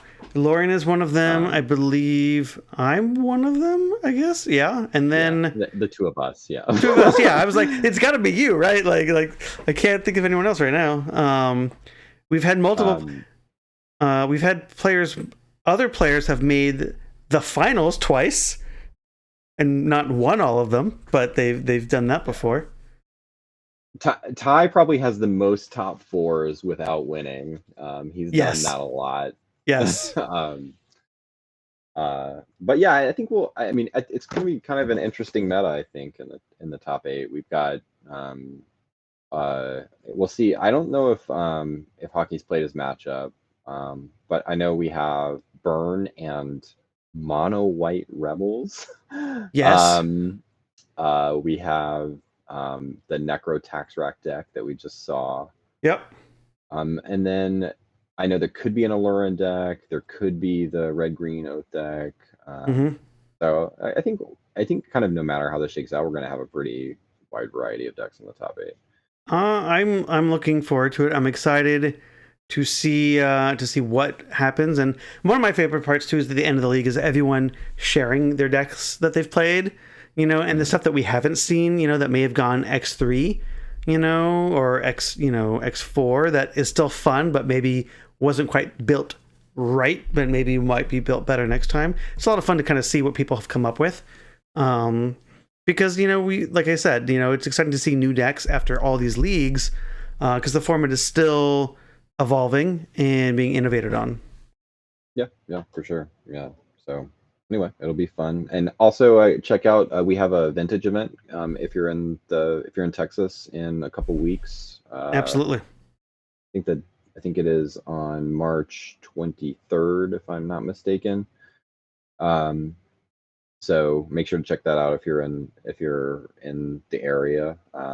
And we also have monthly middle school events on the first Wednesday of every month if you're in Austin. Another good thing to check out locally. And if you're watching this and you haven't played in one of these leagues, we'll probably have another one, some 2 to 4 weeks after this one ends, I would guess. Sometimes maybe a little longer. But I've heard rumblings about starting the next league sooner rather than later. So definitely. So we will have more of these if you're interested in playing some webcam Magic. So yeah, feel free to jump in the next one. Yeah, they're all proxy friendly, so you can have a deck made by Kinkos, and that is great. We want to see you here. We want to see you having fun, and if you bring something spicy and interesting, or you're doing well, you could be on stream and have all of your friends come and watch, and have it for posterity, record it. It's fun. It's a fun time. Well, that is going to do it for tonight. We appreciate all of you who have stuck around with us and watched and hung out with us in chat. And especially if you've been with us the whole rest of the previous weeks, all 6 weeks total. It's been great to have all of you. I look forward to announcing our top 8 with all of you guys to watch, and to then conclude our league and crown a champion next week. It's gonna be great. But in any case, have a good night, and we will catch you next time.